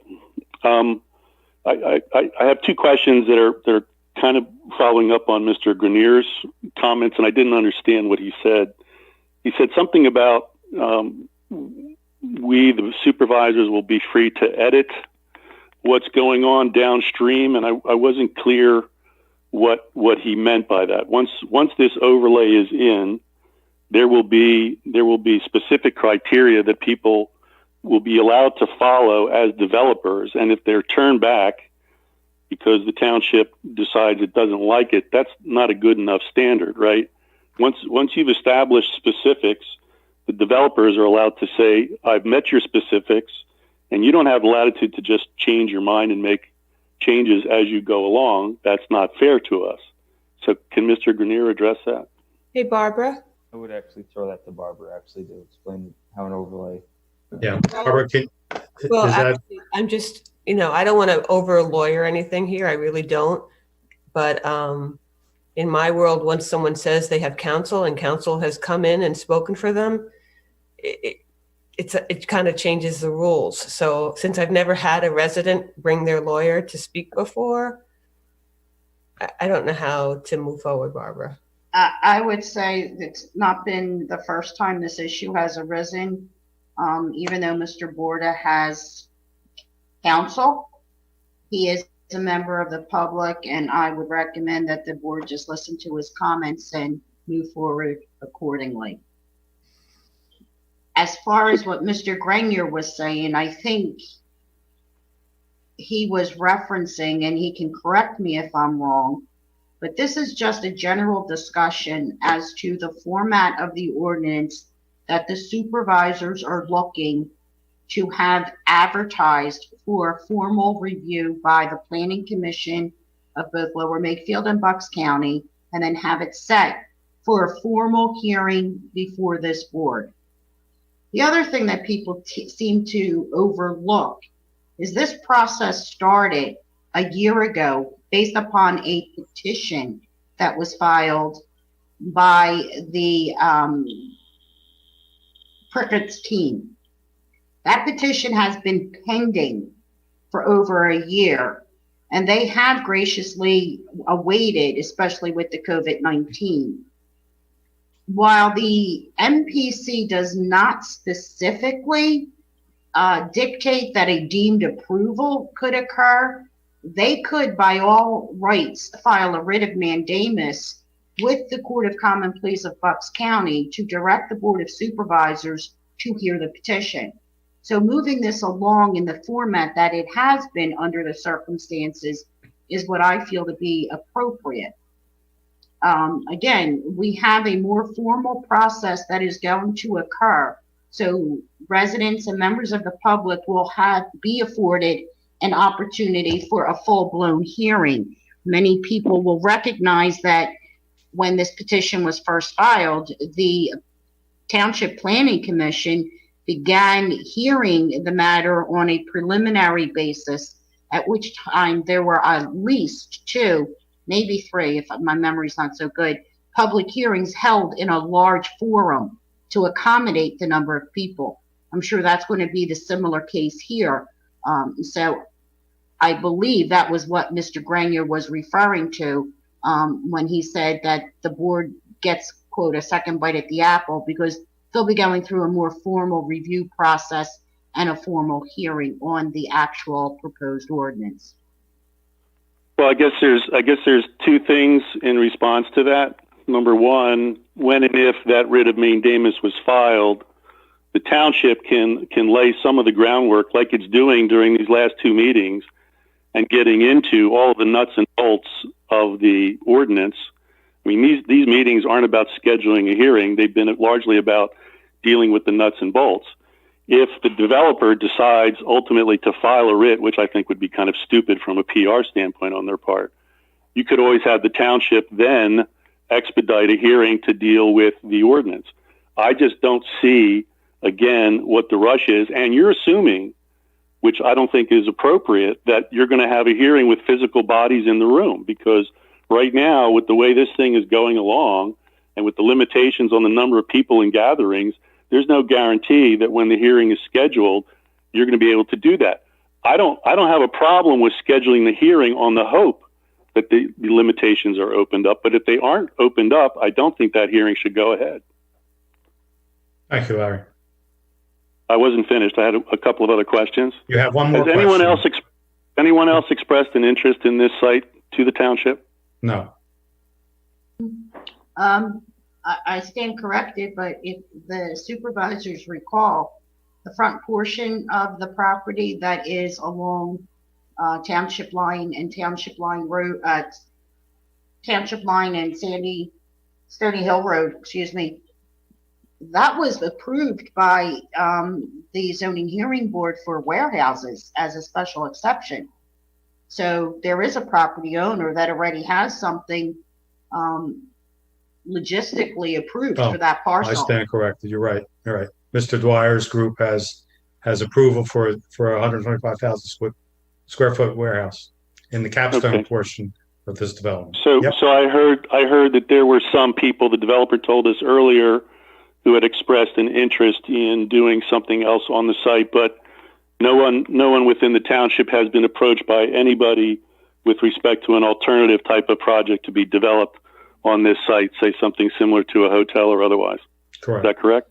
Correct. Well, actually, we have had inquiries over the years on virtually every single vacant piece of land in the township. For this group of properties in the area, obviously we had the inquiries about warehousing, self-storage warehousing, another assisted living facility, that's a hotel. So all of these ideas have been just sort of brought out with, what do you think about warehousing, mini warehousing, marijuana manufacturing use that was brought up. That's what you'll have the drive-through for, right, for the marijuana? I mean, I'd like to point out something, if I could as well. On occasion, as Jim said, we get calls about various uses. I get called all the time by residents saying, why don't you look and put this use over in that corner, or this is more appropriate over in this corner. In the end, it still requires a developer have control of the site and to propose something that someone is suggesting. So in the end, we could sit and pick parcels of land out throughout the township and think there's one use that's more ideal than the other. And in the end, you have property owners that have controls of property, whether it's they own it outright or they have it under agreement for a period of time. They have the right to make that request with it.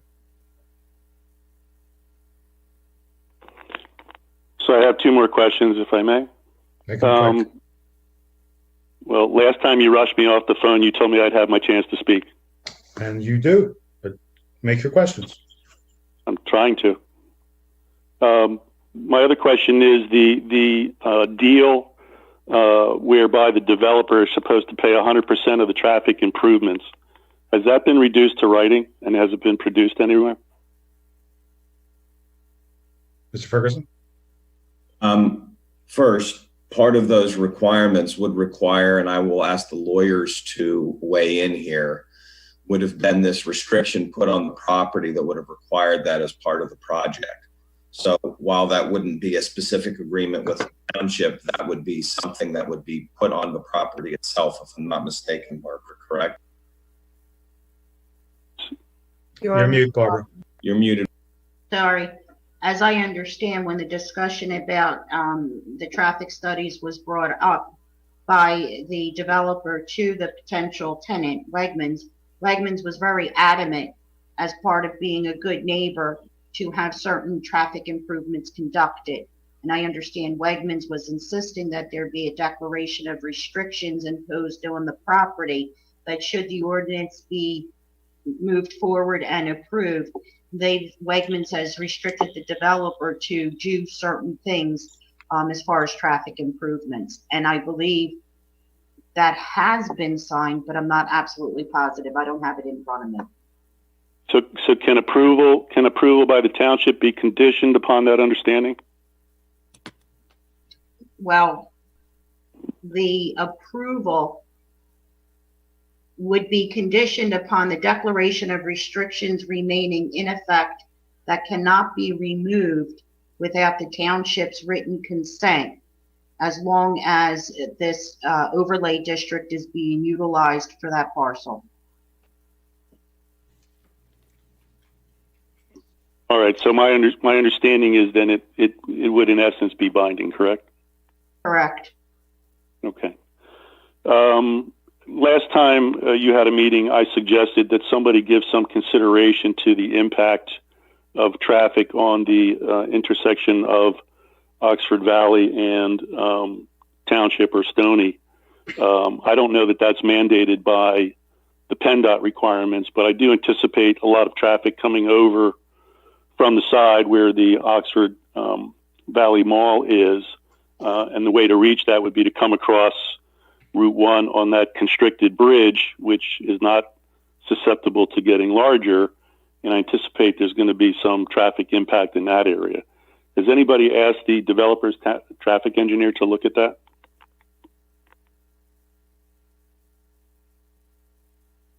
I would have to defer to Mr. Harris because I don't have the traffic studies in front of me.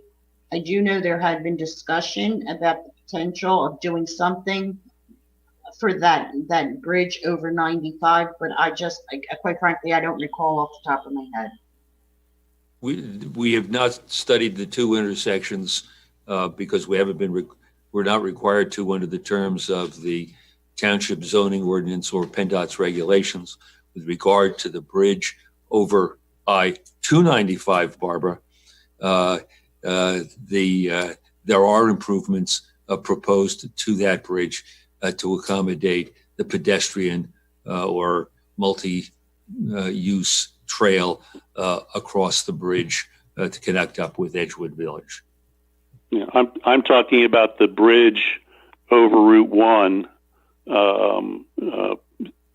that is a major intersection and it backs up currently, especially during the holidays. Is the developer willing to expand the traffic analysis impact to look at that intersection as a gesture to the township?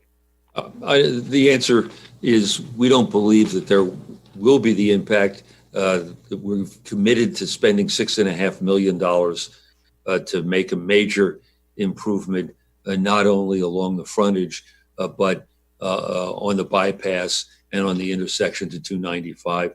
And we believe that that is more than sufficient to deal with not only the traffic impacts, which will be generated by the proposed development, but the massive traffic impacts that currently exist. What we've committed to doing with those improvements is to making the situation better today, better after the development than it is today. We spent a lot of time 2 weeks ago with Chris Williams, our traffic engineer, going through all of those improvements. And we believe that the developers are making a very major contribution to improving traffic conditions in Lower Makefield. Well, I appreciate that, but my point is simply you don't have a foundation for saying that there's going to be no impact on that intersection where Route 1 is crossed because your engineers haven't looked at it. And all I'm saying is that part of this analysis, as opposed to simply limiting yourself to what's required for a permit, if you acknowledge that there is a potential for that intersection to be more of a bottleneck than it is today, and it's a main access point for the township, I think it's an item that should be looked at by your traffic engineer. It won't cost you a lot of money or time or effort to do it, I don't think. And it would be a good gesture to the township and the people who go through that intersection every day, especially during rush hours. It's my experience that in these projects, you can't satisfy the requests because no matter how far you go, there's intersections beyond which people want to look at.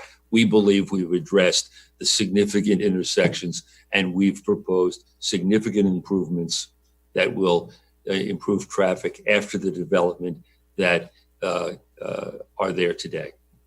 Okay, so the answer is no. Yes. So my last question is, now that liquor's been passed in Lower Make, I'm concerned about, I think, the same things that I've heard expressed in a different way by Mr. Grenier and or Mr. Lewis. And that is, I really just don't want this strip to turn into something like Street Road with a series of Applebee's and TGIFs and drive-through liquor stores and the abomination visually that goes with it. I don't know the extent to which you're considering in this ordinance a mandate that talks about some kind of planning similar to what you see in a Hilton Head or in a Peddler's Village, where you have limited signage on the road, you have the commercial establishments set back from the road and largely hidden by foliage. I don't know the degree to which you're thinking about that, and if you haven't, I simply ask that you think hard about taking what is currently, a fairly lovely place with open fields and a lot of greenery and trying to preserve that as best as possible while you're developing 95% of the ground in that area so that it doesn't look like Street Road. Thank you, Larry. Our next caller is Peru. I'm sorry, say again, Monica? Peruz. Okay. Peruz, Yes. give your full name and Can you hear address. me? Give your full name, address, and make your comment. Sure. My name is Piruz Abir. I'm 1510 Bray Lane. I'm in Lower Makefield Township. My question is a lot less complex. Thank you for opening up this discussion, and I'm all for free enterprise. Where can I go? Do you have a website or a document to show on a map where you're looking to develop? It's all new to me. I mean, I know there've been discussions about the development of the area and potential of putting a Wegman.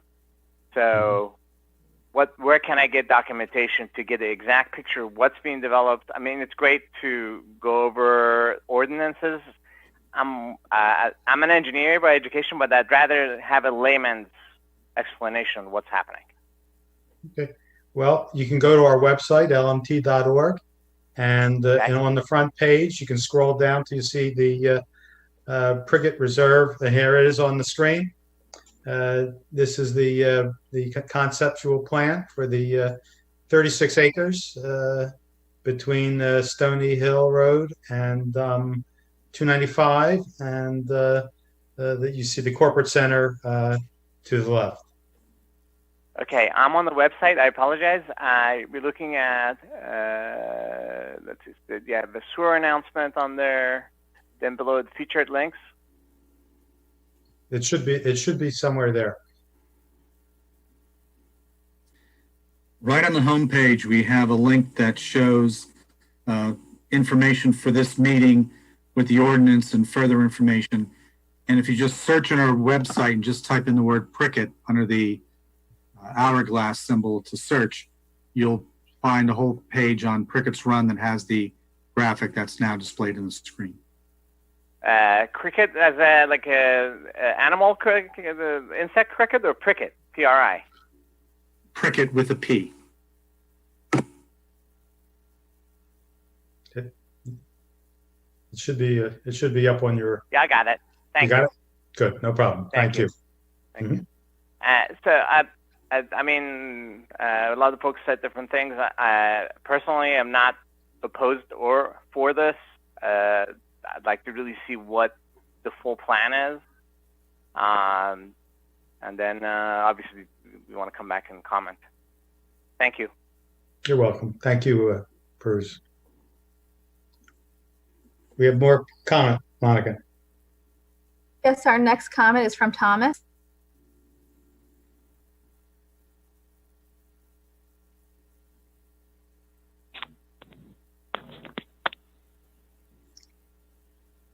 Jim, if you could take that screen down so I can see what's going on. Oh, hi, Thomas. Give your full name, address, and make your comment. Good evening, and thank you for taking my call. My name is Thomas Kearney, 1473 Merrick Road. I've been a resident of Lower Makefield Township for 23 years. Contrary to prior comment, I could hear each of you clearly and had no issue seeing you on TV and was able to follow along with you with everything you discussed and covered. Well done. I am in full agreement and support for this mixed-use overlay ordinance in the OR district. As we have seen, progress, development, and change are inevitable as long as it is done in an intelligent, pragmatic, and responsible manner. I also believe that there is a tax benefit with this mixed use and will help keep our taxes down once the development is fully completed. In my view, a mixed use development is desirable over another office building or warehouse development. In summary, my family and I are in full support. Every neighbor that I've spoken with is in full support. So let's get this mixed-use ordinance done. Let's move it forward from concept to reality so we can enjoy it and benefit from it. I want to thank each of you for your service to our township. Please keep up the great work, and God bless you all. Thank you very much. Thank you, Thomas. Appreciate your comment. The next caller is Anna.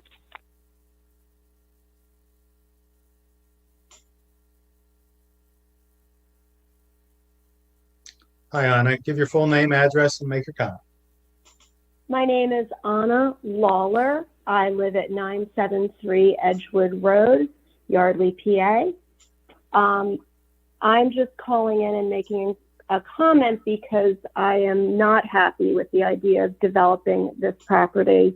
And I also want to reinforce some of the things that have been said previously about due process and lack of access to these proceedings. We have many elderly people in our area who are not very tech savvy, and this could be a big obstacle for them. I think having in-person hearings are necessary, and I agree that if you think this is okay at this point, I worry that when we schedule further meetings to go forward, that we'll still be doing it remotely, and I have concerns about that. So I just wanted to put that on the record. I also want to say, as a member of this community and a lover of Wegmans, I have talked to people who would love a Wegmans in the area. And then when you tell them where it is and you think about the consequences, then it's not so much fun. This affects our daily life. Anyone who goes on the bypass knows how busy it can get, and I have serious concerns about the traffic. I have to go to Newtown from Yardley 2 to 3 times a week, and depending at what time of day it is very difficult. I think that Wegmans are good, but at what price?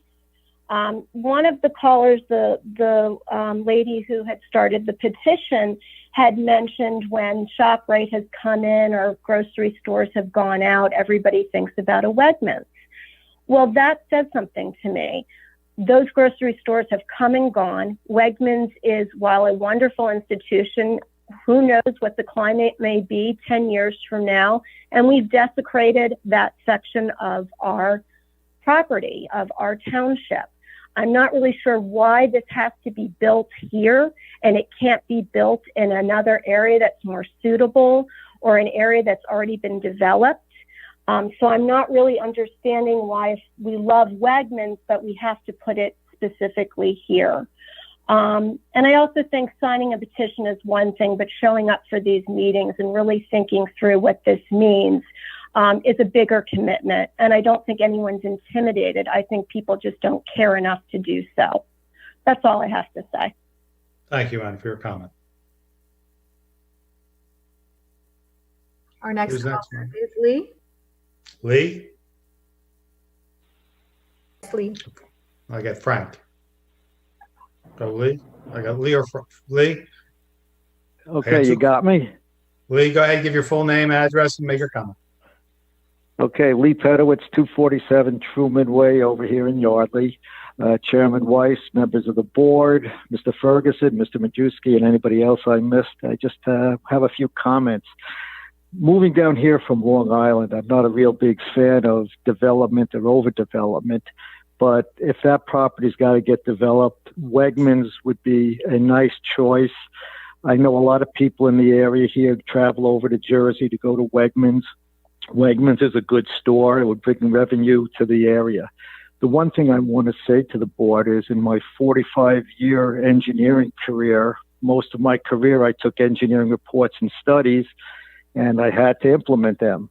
And I bet you 99 out of 100 times I had to correct what the engineering reports and studies said to make them conform to reality. So I just want to make that comment that all these traffic reports and studies, the traffic reports and studies, they might not, whatever they might say, if you dig a little deeper into reality, they might not be what they say they're going to be.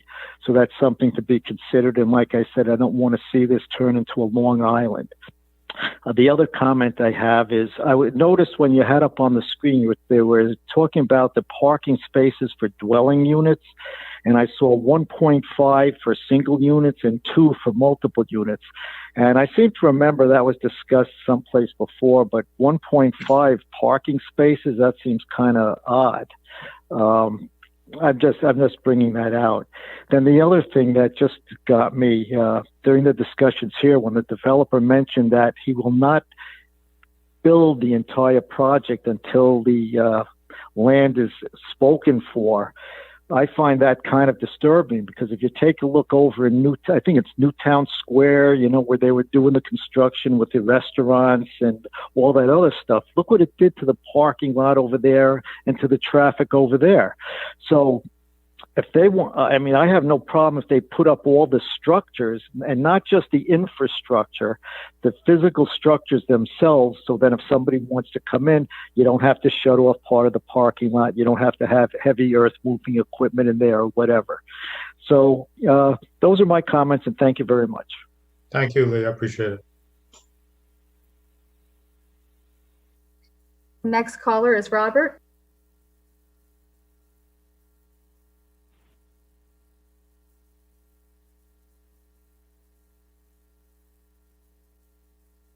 Hello, Robert. Unmute yourself, give your full name, address, and make your comment. Robert Abrams, 652 Teach Drive, Yardley, Lower Makefield. A couple comments here. Point number one, that lady Mel who has 1,600 signatures, I believe the population here is 32,000. That means she has 0.5% of people favoring this. I don't think that's a pass here. I would like to see another 51% of signatures that you would get. Mr. Borda made a comment that there's no rush to move this. I don't believe that that's true. Under the circumstances, Chairman Weiss needs to recuse and resign himself from this situation. What's going on here is a long-term commitment and a complete change of what this township is going to be and what this township is going to look at. Under the current circumstances that I believe he's renting his house and has property in another state, I don't believe that he has any position to make any vote on anything long-term for the 32,000 residents of this community.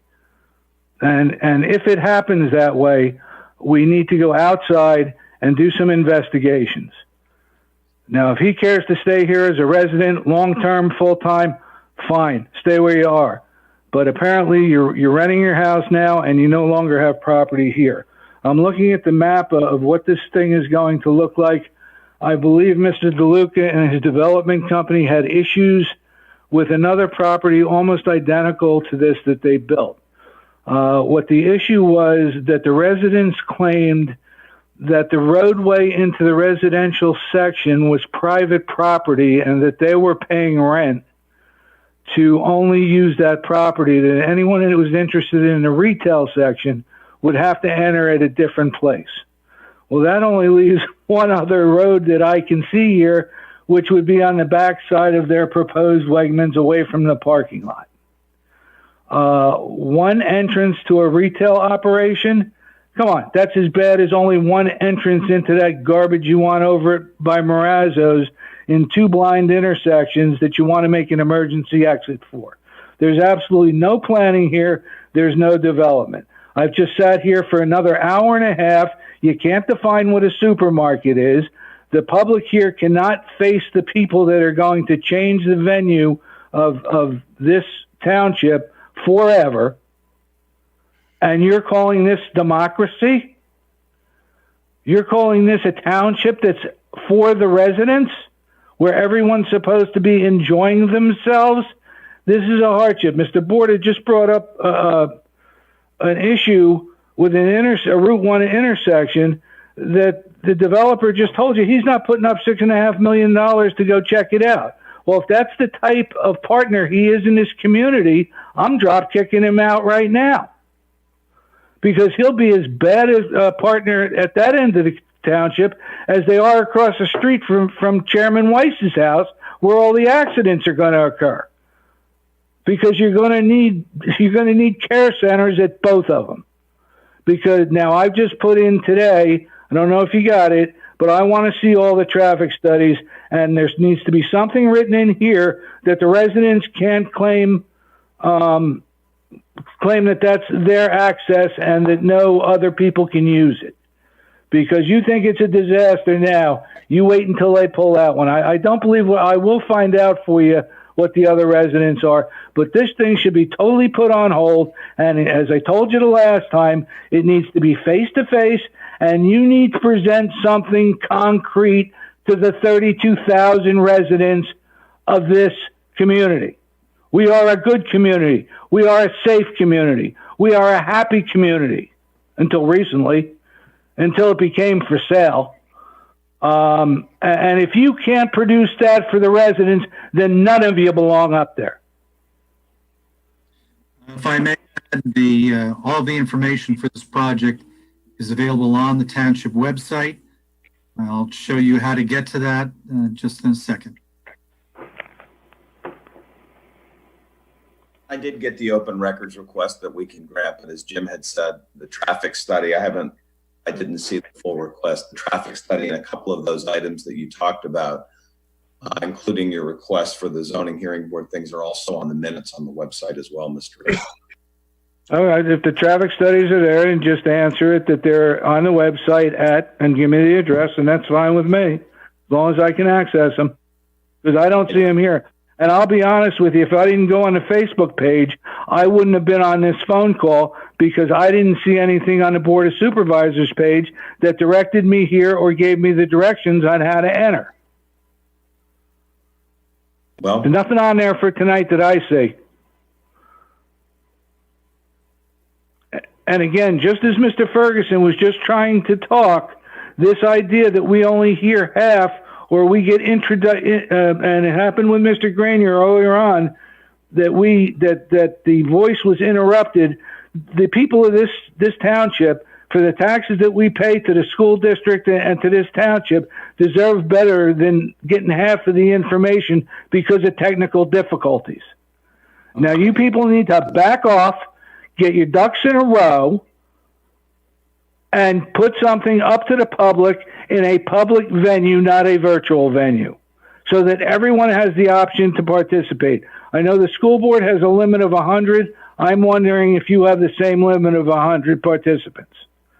And if you can't let everyone participate in this, then no one should participate in this. So when you get a venue, go rent Lincoln Financial Field and go have your meeting down there. There'll be plenty of room for anybody that wants to go. I'll be there. Thank you and have a good night. Fred, I just would like to point out, since I had a couple of calls today, that what we have here does allow in the queue 250 callers. So if there was more than 250, as that cleared out, there would be more people that would be able to call in. Yeah, and from what I understand, even in the green phase, we can't go more than 75% occupancy, which would let me address that, because it's been coming up again and again. So the occupancy for the room that we have is about 120 or 125.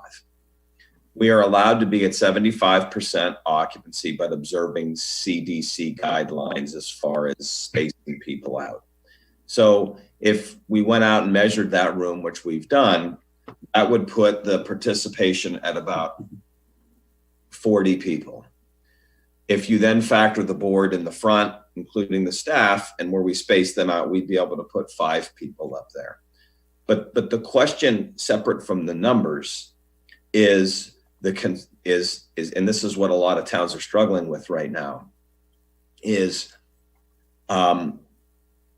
if you have a public meeting of that sort and 200 people show up, you can't sit and take the first 45 people that come out and tell the others that they can't come in. Other towns are looking at other issues. So for example, there's other towns looking at keeping everybody outside, where they bring them in 1 or 2 at a time for public comment. But there's some legal questions on whether or not that's a violation of the Sunshine Act, because you'd be limiting their ability to hear that meeting if they were standing outside waiting for comment. So again, the concerns expressed notwithstanding, I think that the goal here has been to have this put on the television for people to see, understanding that we have these limitations that could go on for potentially quite some time, understanding that we could put 40 people in the room, but then if 3 times that came up, we would not have the ability under the Sunshine Law to restrict them from coming in. So it is a dilemma. And I think we need to do this as best we can to serve the public. Has there been any restrictions on virtual meetings as far as the business allowed? Not that I'm aware of. Ms. And Kirk?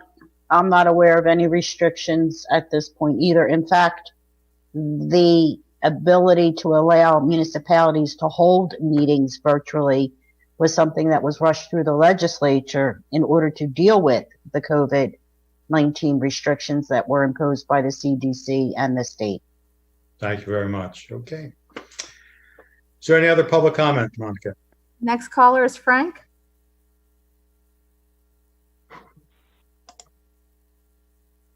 Hey, Frank, you can unmute yourself, give your full name and address, and make your comment. Hello, my name is Frank Gall. I'm at 1252 Dickinson Drive. Just have a couple of comments. I think on a procedural matter, this is really an ineffective way to look at something that's so consequential. I mean, I'm pretty tech savvy, so is my wife, and I had an exceptionally difficult time to find the codes, and then I got disconnected and called back in. So I really, and I don't see the need to rush this through. So I think it's important to give it the time that's necessary to have a face-to-face meeting. So that's on a procedural matter. On the matter of the issue itself, I'm totally in 100% disagreement with it. I think the foundational principles of why you're doing this don't seem to have any need for the residents of the community. You know, I call it a community because it's a beautiful community, because it's a community. And now you want to change that substantially to now be something more of a commercial industrial establishment. I'm also very upset the fact that you spent majority of the time looking at nuts and bolts to terror lists to ensure that Wegmans can have a place at the table when we have some very fine markets in the town that have been very philanthropic and charitable with their profits, particularly McCaffrey's. I think it's abhorrent that we aren't recognizing the contributions to the community. Secondly, Wegmans, like the other caller said, you can easily go to Wegmans over in Princeton. We don't need it here. There's no need to degrade our community with this entire overlay for something the community doesn't need. The retail establishments, have you driven down Business Route 1 in Fairless Hills? All those empty stores? How about Oxford Valley? And that was before this COVID stuff, that the tyrannical governor has now stepped on the necks of businesses. They can't open. That's not going to get better. And now I also understand, maybe you can answer this for me, there's a bonus structure in this ordinance for the contractor. Can someone answer that for me? Yes, there is a structure. So there is absolutely ridiculous that you're going to give my tax-paying money to a contractor that's going to make more money from the community for businesses that aren't even identified yet. This is ridiculous. This is ridiculous. So now we're rushing through an ordinance. We're giving bonuses for nothing that's needed. Hold on one second. Hold on 1 second. It's not a financial bonus that they're getting. They're not getting so when they talk about bonuses are given in exchange for things like preserving the historic buildings. There's not cash given to the developer or tax credits. So you can have whatever opinion you like. I just don't want there to be the point out there somehow they're getting taxpayer money back, because I've done development and there are incentive measures where tax money goes back to developers for things, but that's not what this is here. It's not a financial bonus. Then what is the bonus? If I may, the bonus is allowing the developer to do additional things like additional woodland disturbance if a historic building is preserved. Or that's even worse. That's even worse. Come on. You're supposed to work for us. Frank, who are you working for? Frank, if you can't be civil, please just hang up and listen to us. Okay, I'm sorry. Please be civil. Please be civil. So let me answer this, because again, I've gotten calls like this. The developer under our current regulations is not required to save those two structures. Something that the historic group talked about in this process was the hope that even though they're not required to, that the developer would take on the expense to save those two structures. That was a discussion that was had with the developer to do that. In the end, that was something in the end that came out as a result of the meetings that we wanted to save the barn and the house as part of any project on that site. Fred, if I may, the concept behind any bonus here is to actually promote conservation, sustainability, historic preservation, etc., by incentivizing activities and approaches that otherwise do not need to be adhered to under the current ordinance. For example, the historic structure preservation that Mr. Ferguson just mentioned. So this is a common approach to incentivize approaches that we can't otherwise force them to do under a normal ordinance. So that's when we use the term bonus, it's probably a word we don't like to use in this case because of the connotation, but in reality, that's what it is, if that helps to clarify. Thank you, Dan. Well, listen, I've been around a long time. I lived through a lot of community developments where we're promised all kinds of things. And the bottom line, the citizens suffer. We live in a beautiful community. We don't need anything that this project is offering. It is in everything in the surrounding communities. There is nothing that we need. And I also, you're rushing this through. We should take the time, like the other caller said, it is very difficult to even completely understand what the project is about. I'm totally against it. That's my final comment. Thank you for your time, and God bless America. Thank you, Frank. Is there another comment, Monica? Yes, the next caller is Mark.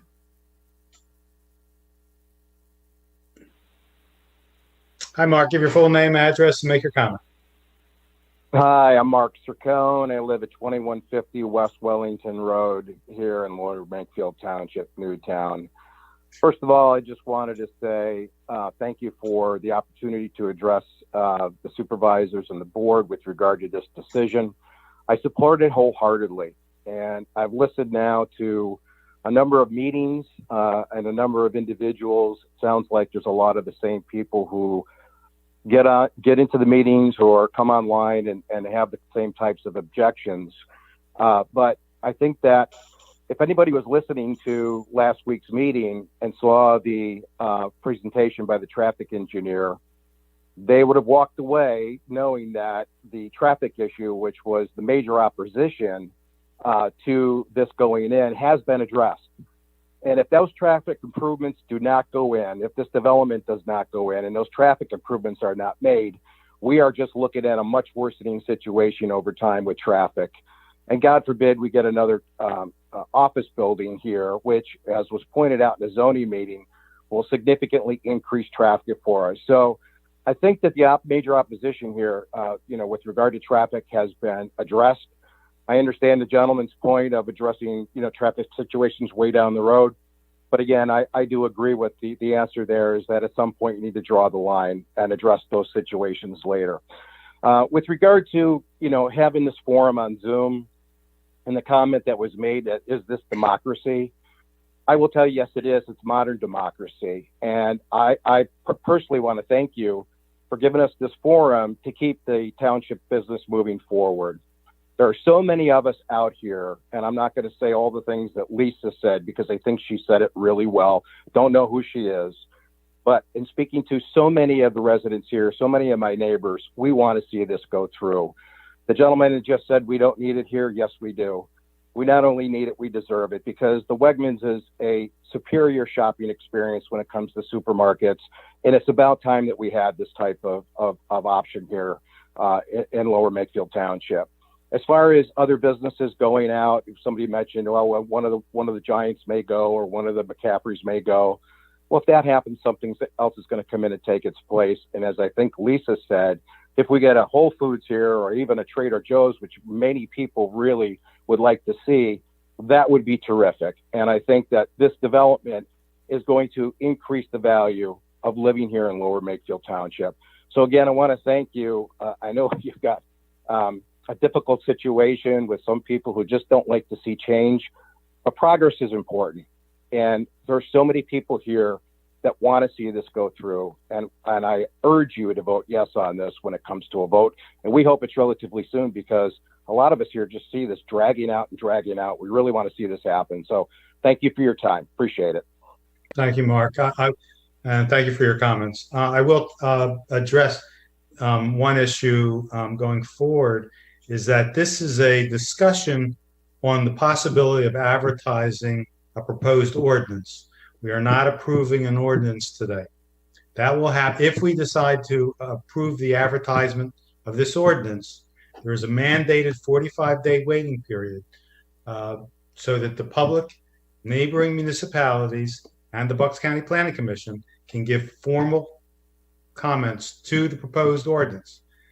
And 45 days from the advertisement, whether it's today or another day, we will hold a public hearing, at which time we will actually have a discussion on passing or rejecting the ordinance overlay. So going forward, just please remember that with your comments. So Monica, is there any further comment? Yes, there is. Next caller is Janet. Hi, Janet. Give your full name, address, and make your comment. Hi, I'm Janet Smith, 15 Ivy Lane. I've been living here in my home since 1965, and I have seen many, many changes. And my concern today was that I wasn't sure what was going to happen. I felt that as though this was something that was going to be determined, because I thought, what's the rush? We all have been in, almost at least 3.5 months of hibernation, of adhering to the laws that we need to do to keep ourselves safe. And I just feel that this, even though I am a senior citizen, I have some objectivity in terms of using the television and Zoom, but I found it very difficult to go through all of the printed information on the TV. Now, we have a large screen, so I mean, and I'm a novice, but I have been always aware of my community. I love Lower Makefield, and I love what it has brought and means to us. I am not in favor of this big development. I am concerned because, one, traffic. I have neighbors who work in Newtown and who have been extremely concerned about the traffic conditions. It's not good now, and it will certainly be far worse once this whole area is developed. And I just feel that I don't want to rush to judgment, because that's what I was concerned was happening tonight. And I just felt that after we have been in our homes, isolated for this length of time and not been able to join together as a community, that we needed an open hearing. And I guess we're getting it tonight. I've heard lots of different and varying opinions. And I just wish that we will be able to get together and view this entire proposal. I'm concerned about the roads, the cost.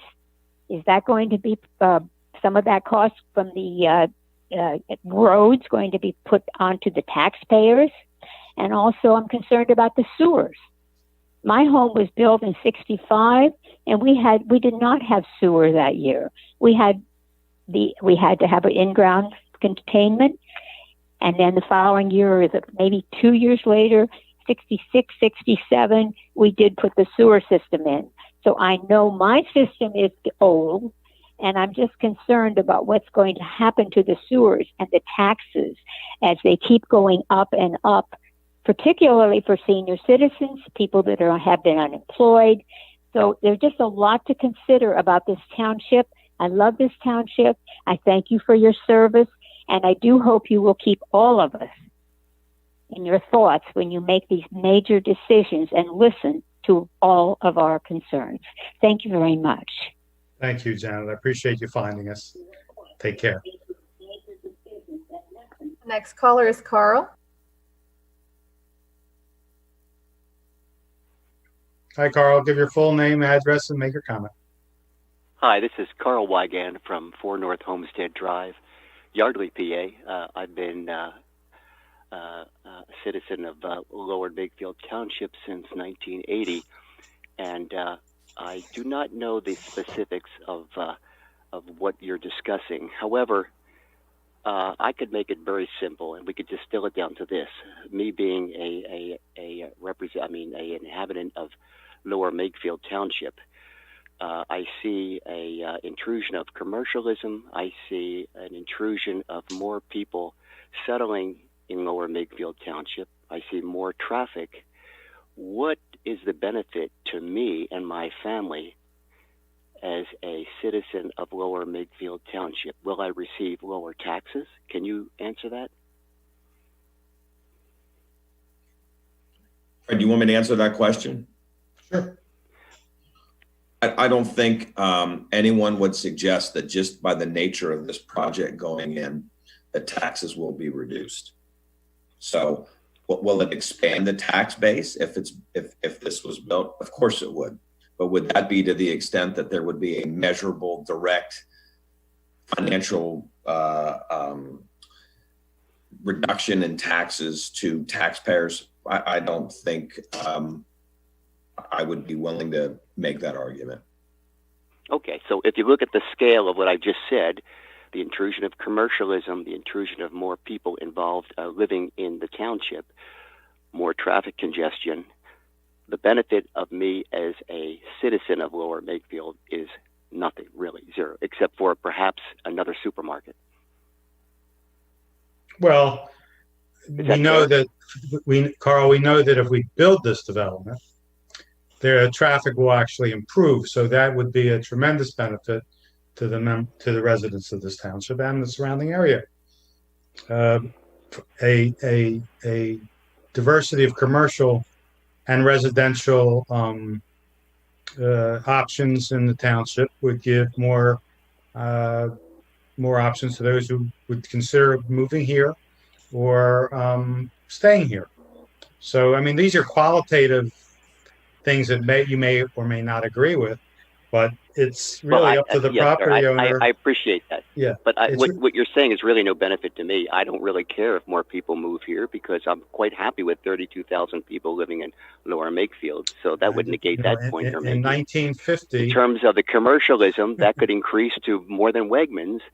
And in terms of the traffic, I don't know. So I will believe what you're saying in terms of that point. Anyway, I just wanted to point out to everyone that's listening that what is the benefit to us as the people that have lived in Lower Makefield for all these years. And basically, I just don't see any benefit. Anyway, thank you for your time and have a good I evening. appreciate your comments. Thank you. Thank you, Carl. Any other comments, Monica? Yes, the next caller is Brian.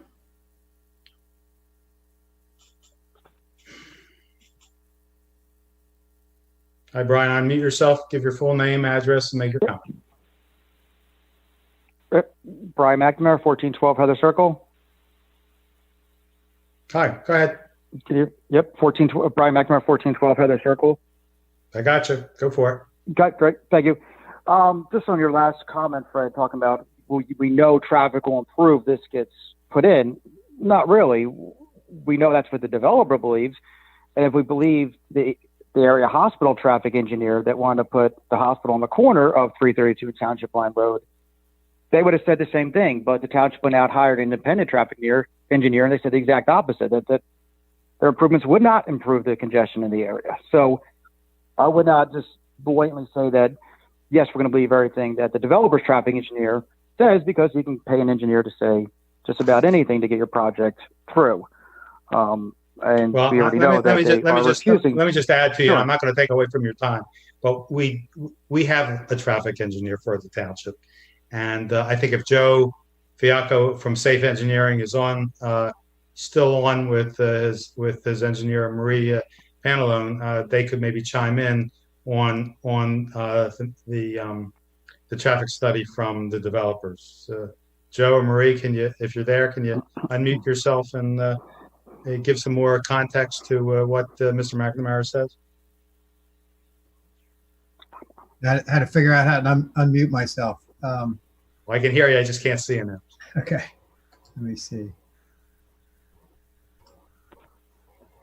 I'm blocked out of the video, but in any event, we went back and forth reviewing their traffic studies in detail, and we are confident that unlike most traffic studies for new development, rather than having some sort of acceptable delays which is something that PennDOT is willing to accept, this developer has proposed a plan that will actually improve conditions better than they are today without the additional traffic that's in there. So there's extensive improvements. I think we discussed that without getting into detail. We're talking about added lanes on 332, additional turn lanes at the intersection of Stony Hill and 332, and we're confident that in the end, the traffic conditions, which have been demonstrated to be a problem for 30 years, looking at the Act 209 study, that's how old the Act 209 study identified these traffic problems. This development will actually make significant improvements. Again, assuming he builds those improvements that were identified. Did you hear Mr. Borda's question earlier about looking at traffic further up Township Line Road, since we know Wegmans is a destination and people will be coming from all around the area?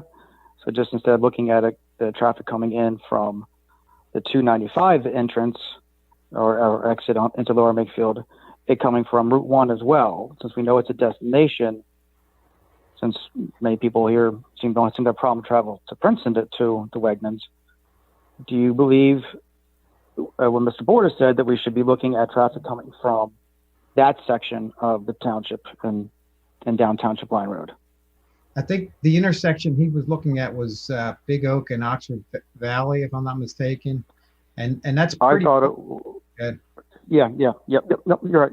Sometimes just trying to get my bearings. Thank you. And there's a number, right? You can get to that intersection by either Stony Hill or Township Line Road, but you have to go through a number of other intersections in order to get down that far. So I think that would be excessive to ask the developer to analyze the intersections that far removed. And just to put things in perspective, the Act 209, which is a way of assessing what a fair share would be for a developer to make improvements to the intersections that are, again, off-site improvements, not the actual site itself, but off-site improvements.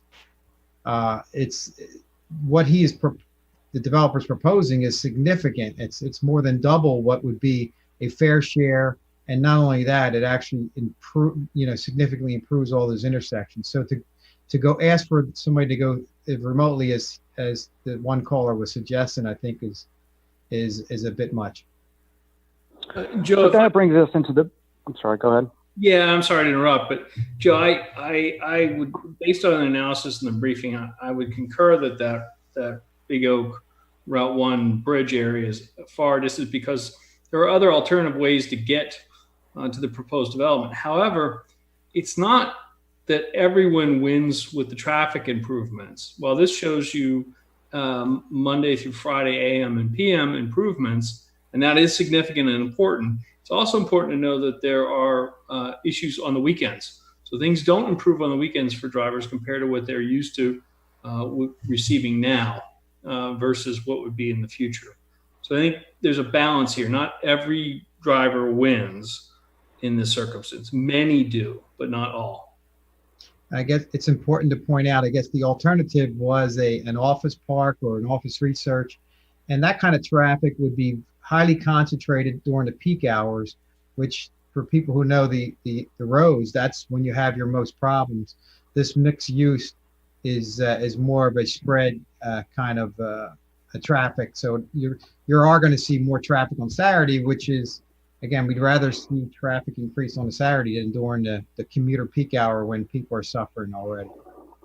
And Joe, didn't you say that the drop from B to D basically is still a good thing for weekends? Is still acceptable for traffic flow? The drop, again, this drop I think is a little misleading because we are actually comparing. It's almost like it's the bar set pretty high. We're comparing today to future background growth with the development and the improvements. So again, if this site remains undeveloped, the congestion that we are seeing today is just going to get worse. And the developer is proposing improvements that are actually going to be significantly better than what they are today. Thank you, Joe. If that makes sense. No, that makes sense to me. So Brian, do you have any more comments or questions? Yeah, so that brings up the bonus part of this. This whole overlay is a bonus to the developer. So to say, well, it would be egregious to ask for this and this and this, well, not really, because this is a bonus. We can ask for what we want. And as Mr. Ferguson has often said, all the balls in our court, we can do this. And we have the most power now. And then what I had said when you guys passed the changes to the master plan to even allow this to be considered, don't put yourself in a corner here where you have to then now consider this stuff. So we're giving the developer a bonus of allowing them potentially to build this and advertise this ordinance as is, but that's not good enough. He wants more bonuses. He wants more bonuses than any of our existing zoning allows. They want to go from 12 apartments per acre to 15 apartments per acre. They want to go from 50% of open space down to 15% open space, meeting certain pretty easily attained bonuses. So one thing, and I'm totally against putting apartments there anyway, but if the Board of Supervisors push back and said, no, you can't have 200 apartments. And that's what this developer has been on the Equus side has been asking for years. We know that's the number he wants, or something very close to it to get his money back. He stated that in public meetings for I think many years.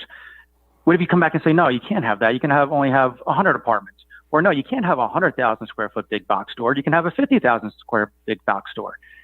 Those would be the kind of pushbacks, but they are maxing out every square inch of this property.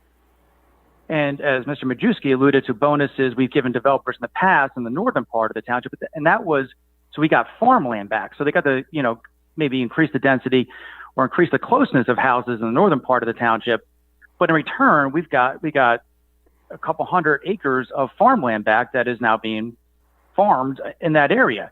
That's a real bonus to the township. So when people come back and say, like, well, what am I getting out of this? The developer's done a great job of marketing this as Wegmans, and we're getting a Wegmans. But in reality, it is a wholesale zoning change.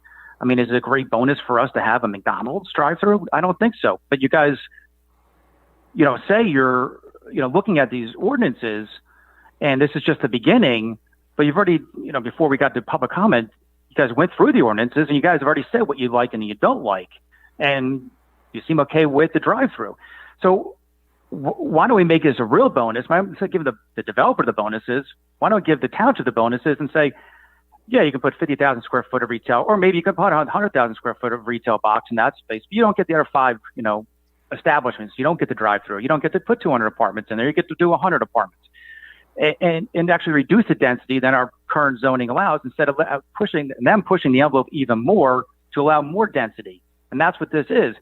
And that then leads to, the other problem of this being a spot zoning case. And then if I just read a quote from Judy Reese, who I think you're all very familiar with, is this: once we give this developer special treatment and they're successful in court, we will have to let all the developers have this.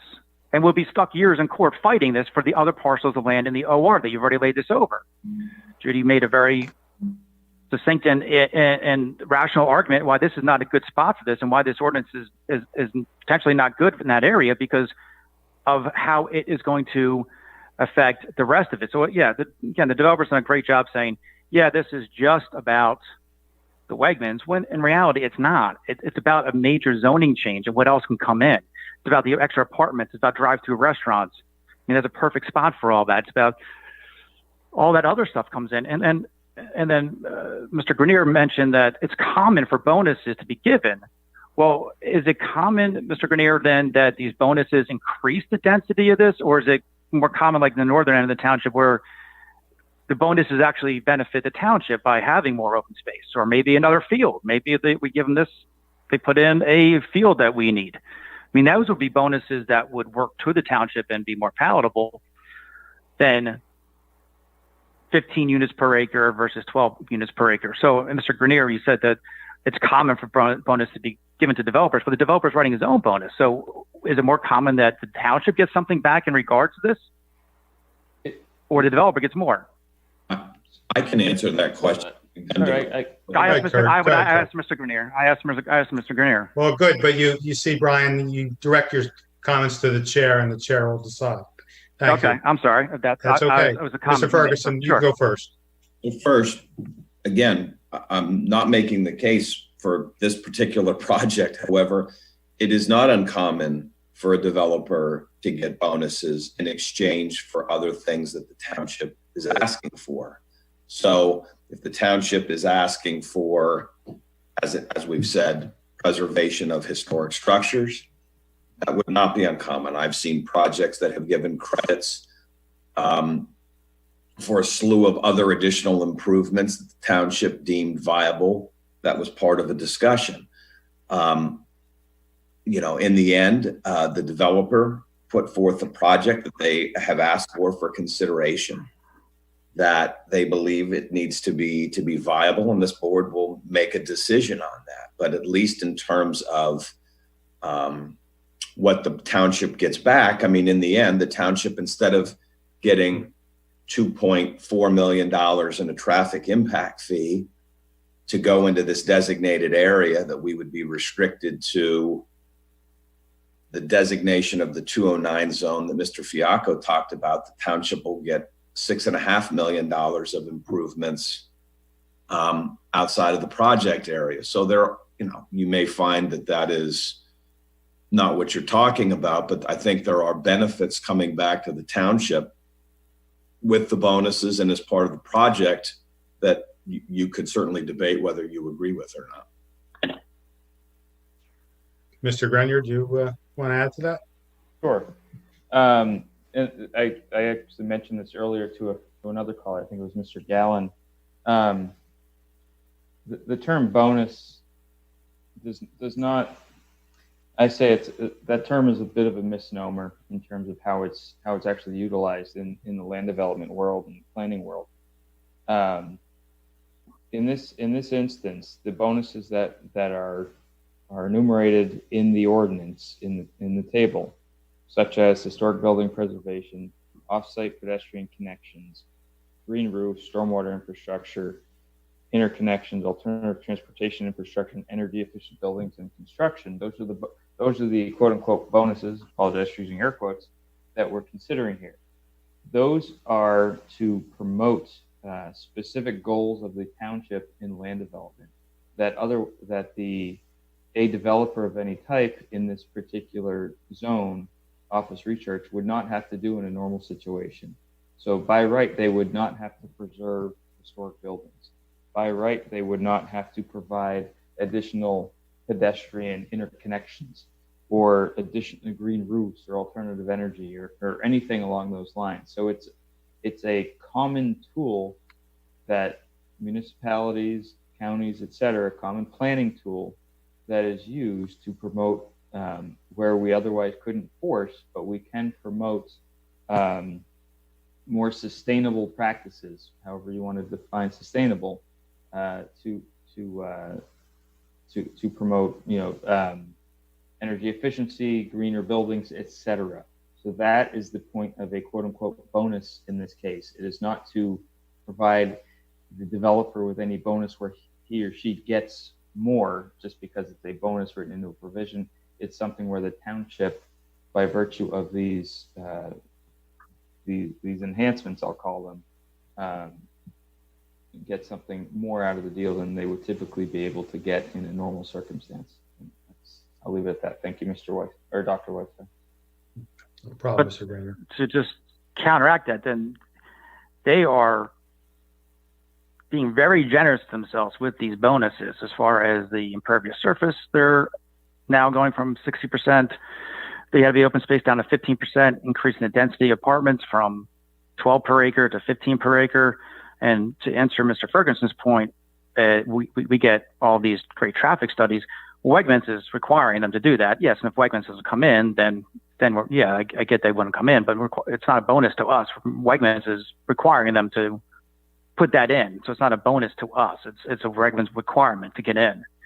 And to Mr. Grenier's point about the pedestrian connections as being a quote unquote bonus, I don't see the rest of Lower Makefield being able to use the pedestrian bonus that the developer for the apartments has been trying to sell to the township for years by more or less repainting the overpass over 295 to include a pedestrian / bike lane. It's not going to widen it. Or maybe that's my question, Chairman Weiss, is that what the developer is proposing, widening the overpass, the Stony Hill overpass of 295, or is he just planning on repainting the lines? From what I understand, he's planning to do a lot more. However, as that goes on, that's part of the land use process, and you can actually question him during the public hearing. I'm going to give you, that's about it, Brian. I appreciate all those questions and comments. We're done here. I'm not even done. I'm sorry, but you can wait until. I'm sorry. How does this not meet spot zoning? Well, that I can't address. I'm not an attorney. You can, if we decide to advertise this, and then we have the public hearing.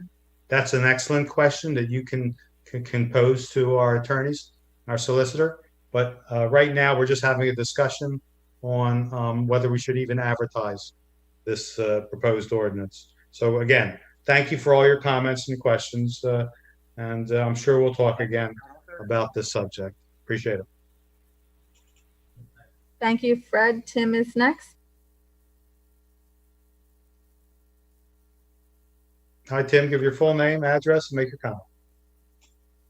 Tim Malloy, 1902 Makefield Road. Thanks for having the call. I agree with a lot of people that this meeting could be held in a public forum. I attended 2 of the Planning Commission meetings. The first one was at the Township meeting, and the board moved to continuance at the Penwood High School Auditorium. And I attended that meeting, and that room, that auditorium was full with people. And the advantage was I was really able to see the pros and the cons from people who I knew because I've lived in the town over 20 years. And I was actually an auditor in the township for 10 years. And it's good to put a name with a face. And I was persuaded by some people, who said I'm for it and I'm against it. And then there was another meeting there, and that meeting, had a very large attendance as well. And I think that's really the best way to go, to have the most amount of people expressing their opinions, both for and against. People can call into this meeting. It's not easy. It's very late. I have a very busy schedule. I have children. So I just don't think it's conducive.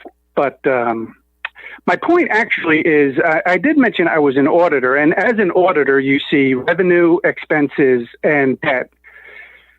And the way I see this is I don't see any revenue at all. And I think, Fred, you had confirmed this on Facebook today and from previous meetings that the township is going to receive $300,000 per year in revenue, the township.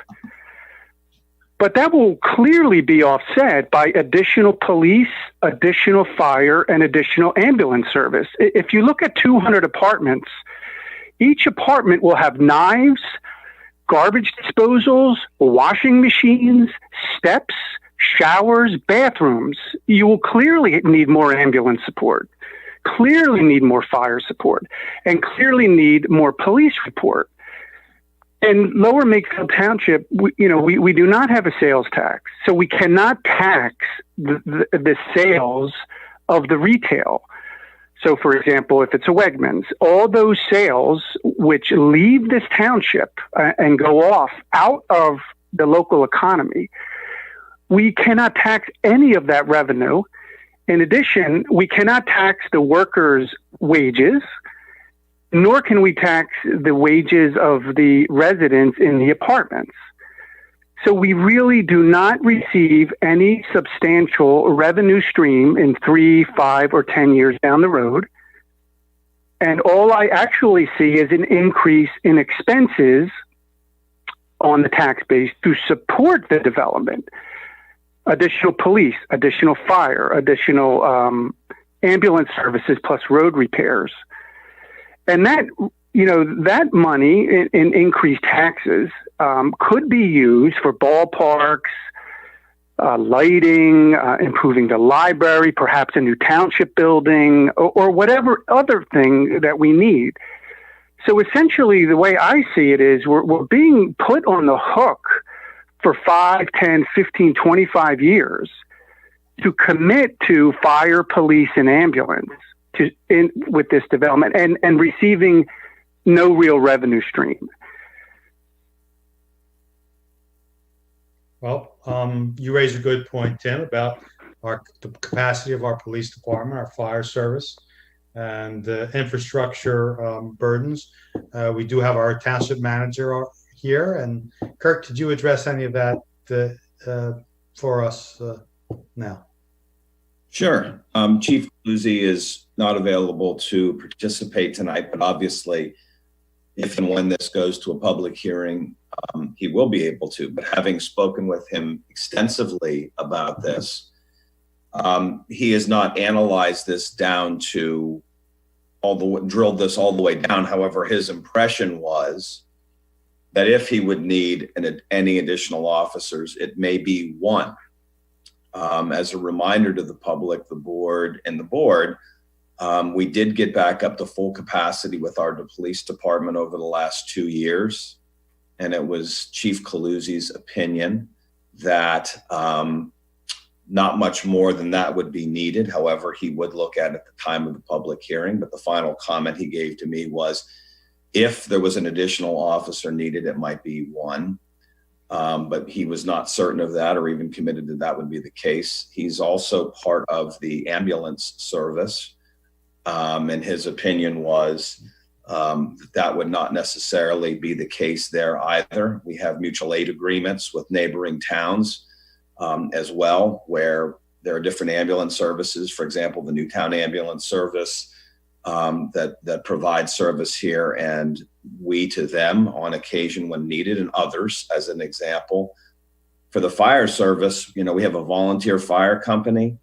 Does in the end something like that put a strain on them? I don't know, possibly. I mean, we're talking about commercial buildings that are sprinklered.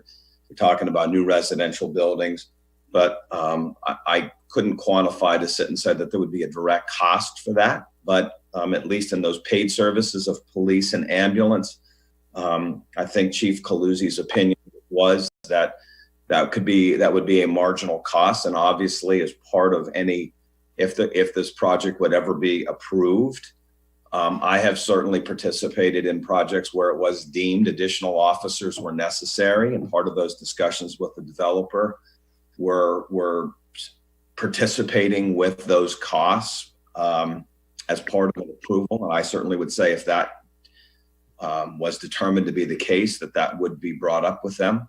But at this point, I would say it's either marginal or not needed, at least from my discussions with the chief. Yeah, I mean, thanks, Kurt. I mean, the chief is a professional, and he's not going to ask the township to budget in this year or next year new police. I mean, that really wouldn't be responsible. But I think we can see that if you bring in 200 apartments, you're going to need more police, right? So if we're at capacity, let's say 1, he's saying maybe 1, that's an increased cost right there. Hey, and then for I'm just going to say this because I don't want him to be misrepresented. He did not say it would be a given that he would need more officers. He said, "Well, I understand. I want to make sure he's not misquoted. He believed." I really want to make sure he did not believe that it was a given that there would be more officers needed. He said in the end he could potentially see 1 additional officer being needed, but he was not convinced that would be the case. So yeah, I don't want to speak for the chief either, but if you put in 200 apartments and you put in retail and you develop that whole parcel, you will need more police. And if you don't hire more police, then you will deduct from the services that the other residents currently receive. And the only way, and you even mentioned, ambulance and fire, marginal, you said, right? Marginal, right? Because we all know if you build apartments, chances are you're going to need more ambulance service, right? If you put in 200 apartments and fill them. But the only way you can offset that is with the revenue stream. So, like, the concern I have is you're going to develop that whole parcel. You're going to remove all the open space. And the township gets $300,000 a year. That is not a lot of money at all. In fact, it's almost laughable that we would be having these discussions, and the only revenue we are going to get from this massive development is $300,000 a year. We know our expenses are going to go up. So, I mean, that's my concern. I mean, if the development generated revenue, like in other cities which have a sales tax or an income tax, you could make the case, look, we're going to bring in this retail, but this is the revenue stream we're going to receive. And with that money, we can build more fields, we can upgrade this, we can upgrade the library, we could add lights. We have no revenue stream coming from this development. I see it as just, yeah. Let me just weigh in here if I could as well, because I've done development in a lot of different places. If you're comparing to big cities, I understand your point. However, if you were talking about neighboring municipalities, okay, even if, first off, and I'm not advocating for it, I'm just making a point. There are not any other towns in Bucks County that I'm aware of, except for Middletown, that has a mercantile tax, as you're talking about, or a business privilege tax, because it was done away with, but grandfathered in for those towns that have it. So Doylestown Borough, Newtown, Northampton, none of those towns have a mercantile tax. If people work here, there is a local services tax that is $52 that they're charged. I'm not suggesting that is an enormous amount of money. Even if the township had an earned income tax, which they don't, but even if they did, the only time you'd ever collect money on that would be if the person that was working at that place lived in your town. So, for example, if someone came here and worked in a store and lived in Newtown, they would pay their earned income tax to Newtown. So as far as revenue streams go for commercial properties, really everywhere in Pennsylvania, or at least in Bucks County for the most part, the revenue stream is going to be primarily restricted to property taxes. The only time it would be different would be as if you had an earned income tax and it happened to be that the person working in that store lived in that town. So while I understand what you're saying, it is not uncommon. But I will point out several other things regarding the infrastructure because we've looked at this ourselves when we were talking about this project. The road coming in and out of there with the bypass is a state road. The road leading in and out of there is a state road. So the immediate impact, whether it be trucks or what have you, regardless of traffic, but in regards to impact on infrastructure, would not be a direct cost to the taxpayers. The roads, everything internal to that would be private. Any sewage costs or that sort would be borne entirely by the developer. So there isn't a strain, at least in terms of a cost that's going to be coming out of the coffers of the township, that would be as a result of the township. Now, your point's notwithstanding, if we need an extra officer or what have you, and even my counterpoint that in the end we could negotiate that with the developer, that I've done lots of projects where suddenly, the township general fund budget or other supporting budgets are going to suddenly be dried up because it's going to go for this development. I don't know that necessarily would be the case.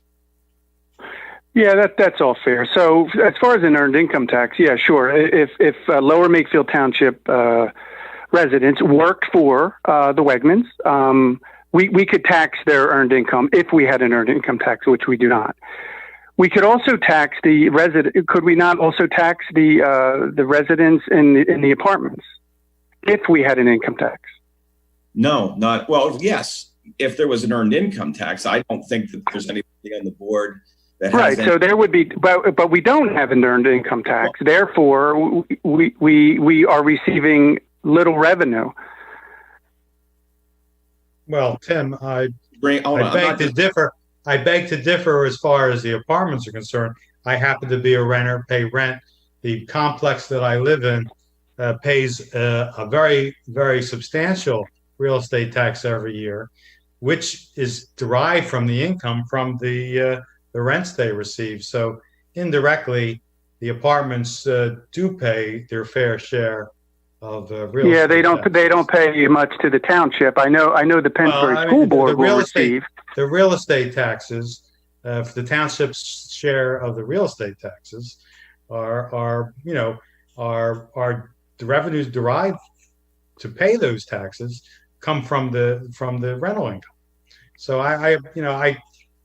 we could argue about this all day long. It's a more philosophical discussion, but I understand where you're coming from. Do you have any other comments or questions, Tim? No, I don't. Thank you. Thank you for your time. Thank you for your comments. Appreciate it. Thank you. Any other comments, Monica? Yes, the next caller is Barry.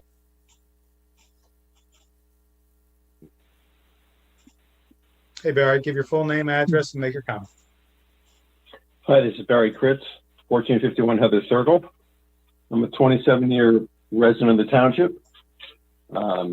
I echo a lot of the comments you've heard earlier tonight.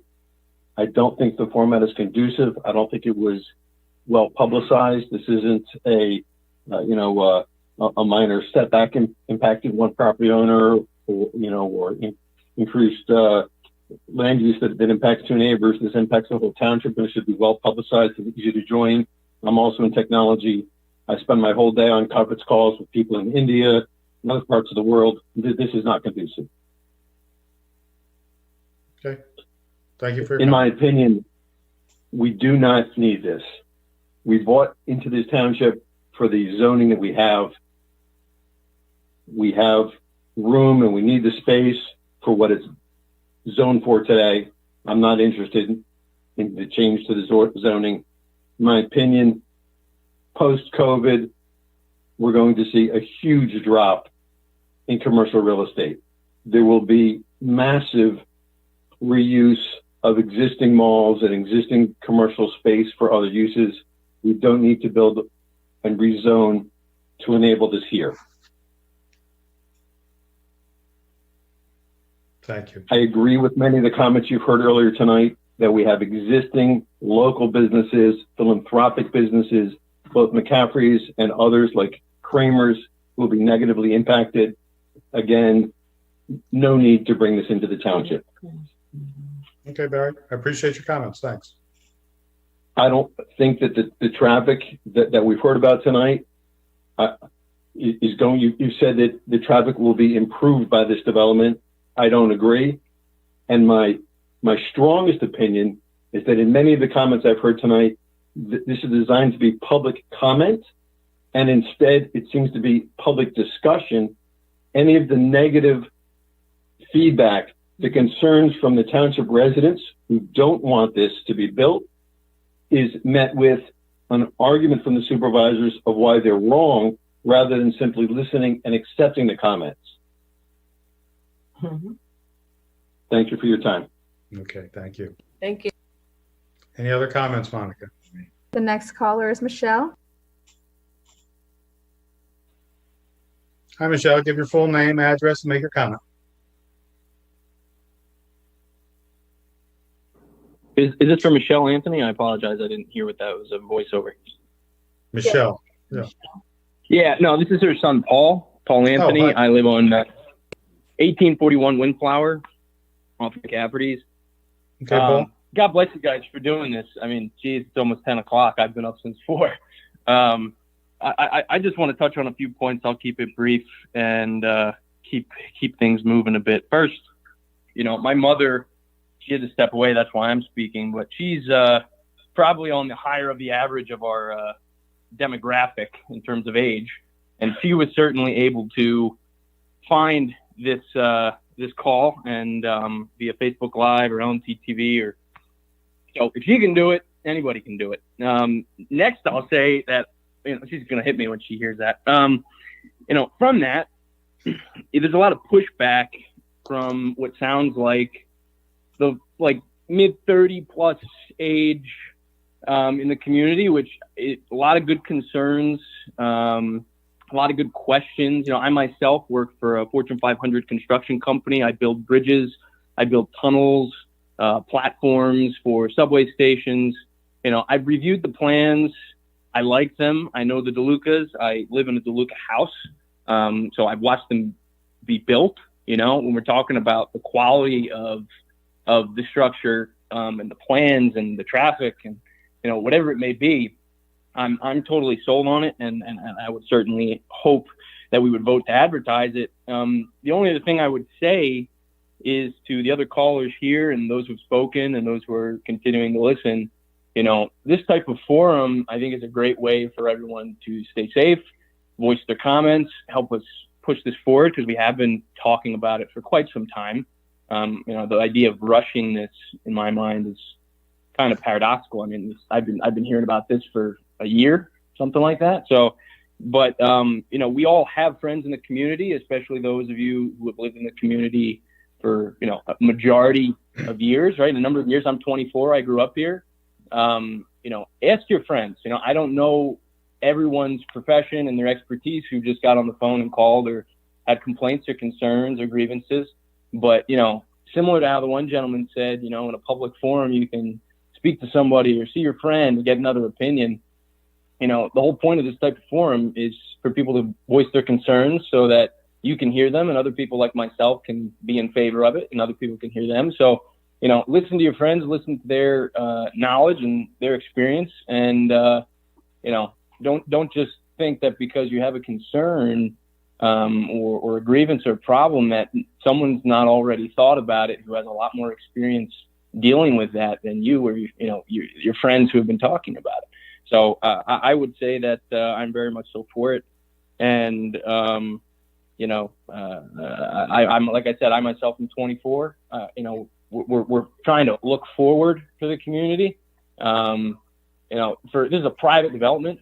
This is privately owned land. a lot of comments about how, the township shouldn't develop it and the township shouldn't do that. I would say if so many people have such a huge concern about this, and as they're learning about it and they're that concerned about it, and I don't say this sarcastically, it's a private developer. Whip out your paychecks, whip out your checkbooks and buy it and just watch the grass grow. We're trying to improve the community. We're trying to build it for myself and my kids, and I certainly see myself living here, growing up, building a family. So, all the power to you. I think we should certainly advertise and allow the discussion to keep moving forward. Thank you, Paul. Appreciate it. Absolutely. Thank you. Do you mind if I say one thing real quick? Sure, Kirk. We have staff on these here and who I communicate with. So I just want to make sure there's one thing that's clear. If someone calls, whether or not they are enthusiastically in favor of this or vehemently against this, if someone's calling and bringing out a point that is inaccurate, all I want is when we chime in as a staff or ask Joe to chime in is what we know or can talk about with the project that is either verifiable or a point. If the gentleman who just called was in favor of this would have said something that was not part of the plan, one of us would have likely stepped up regardless of his or her opinion and made it known to clarify so the public watching and the board is aware of the details that we can make clear. Thank you, Kirk. Is there any other comments, Monica? No more callers. No more callers. Okay. Since there's no more public comment, I will just ask any of the members of the board if they have any further comments or questions to staff or to each other. Nope. Go ahead, Suzanne. I said no, but go ahead, Dan. No, very general comment, Fred. I know primarily Mr. Majewski has been trying to track our comments, edits, etc. within the document. I know I sent him some editorial, not grammatical, but typo type of stuff earlier. I think John may have done the same during the meeting. I think we've captured everything that we're interested in as a group. If Jim could give us some guidance in terms of what he's been able to capture, and then what the ultimately how we would want to move forward. But I know you're interested in this, Dr. Weiss, about we have a motion on the floor that's been seconded. We'll probably want to, not to get ahead of myself, we'll probably want to amend that to address the edits that were made earlier. I just want to make sure that everything is captured, and then we get into that. Do you want to look at the red line version with the most current changes? I think that would be helpful if we can do that expeditiously, just to flip through it and make sure we're all okay with it. Jim, can you run through the red line version with the most current changes before the board takes a crack at amending and voting? Yes. From the draft that you guys had from June 17th, 2020, that was also posted on the website, and it's also available here at the Township Building in the front windows. We'll make the corrections as cited by Mr. Grenier and Mr. Lewis with the hyphens, commas, spaces, and a few minor spelling errors. And also formatting changes, as in we have the double D's in the one area. I think when we get down to it, I believe we're sticking with what we have in that section. When we get down to page 5, we added the clarification on requirements for retail store large, that provided that the sales floor area would be comprised of at least 60% grocery, prepared food sales, and household supplies. And that's the change highlighted in blue. Also, the change to subsection E3 to add in the phrase after historically significant buildings, stating that listed in the Survey of Historic Resources in Lower Makefield 2007 to 2008 as amended from time to time. For the bonuses, for the green roof to reduce the reduce the additional woodlands disturbance from 10% to 5%, and the additional dwelling units per acre from 1.5 to 0.5. For the stormwater infrastructure bonus to reduce the additional woodland disturbance from 10% to 5%.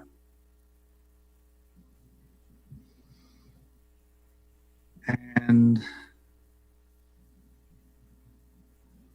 I believe those were the changes, and the rest were the minor typographical ands, commas, hyphens, etc.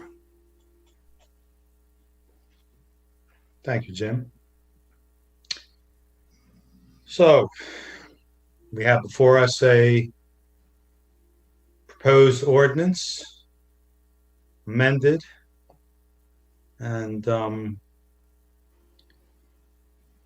Barbara, what's the best way to go forward with this? Do we need an amended motion, or does the original motion include what we just discussed today? I would say that the motion should be amended to reflect the updated changes or revisions as discussed tonight. Okay. So moved. Do I hear a second? Mr. Grenier for a second. Any further discussion? May I ask a question? Sure. For Barbara Kirk. So if there is a motion to advertise, does that part of that motion, must it include or would be separate as far as any day? We talked about 45 days and those requirements. Does that motion at all need to have part of it, the date for the public hearing as part of making a motion to advertise an ordinance? Do we need, if we're going to set the public hearing, do we need to do that as part of a motion? No, I don't believe so. So we vote to advertise. If we vote to advertise, the clock starts for 45 days, or does it start from the advertisement date? I believe it starts from the date. I believe it starts from today's date, is the whole 45 days to include the advertisement, submission for reviews to the planning commissions, and then have a hearing scheduled in front of this board.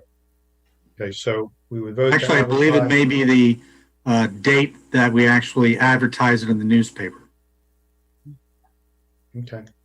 So once we get that advertisement date, we can talk about scheduling a meeting for the public hearing. Okay. All right. So there's a motion to amend and a second for the proposed to advertise for proposed ordinance for a zoning overlay.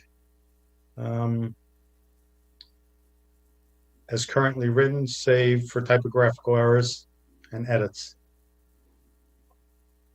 Does that motion sound acceptable, Ms. Kirk? Yes. In that case, I'll call the question. All those in favor signify by saying aye. Raise your hand. Aye. Aye. Opposed? So raise your hand. Say aye. Opposed? 4-1. Overlay ordinance will be advertised. Thank you, everybody. Appreciate it. There being no further business before the board, I adjourn this meeting. Thank you. Good night, everybody. Good night.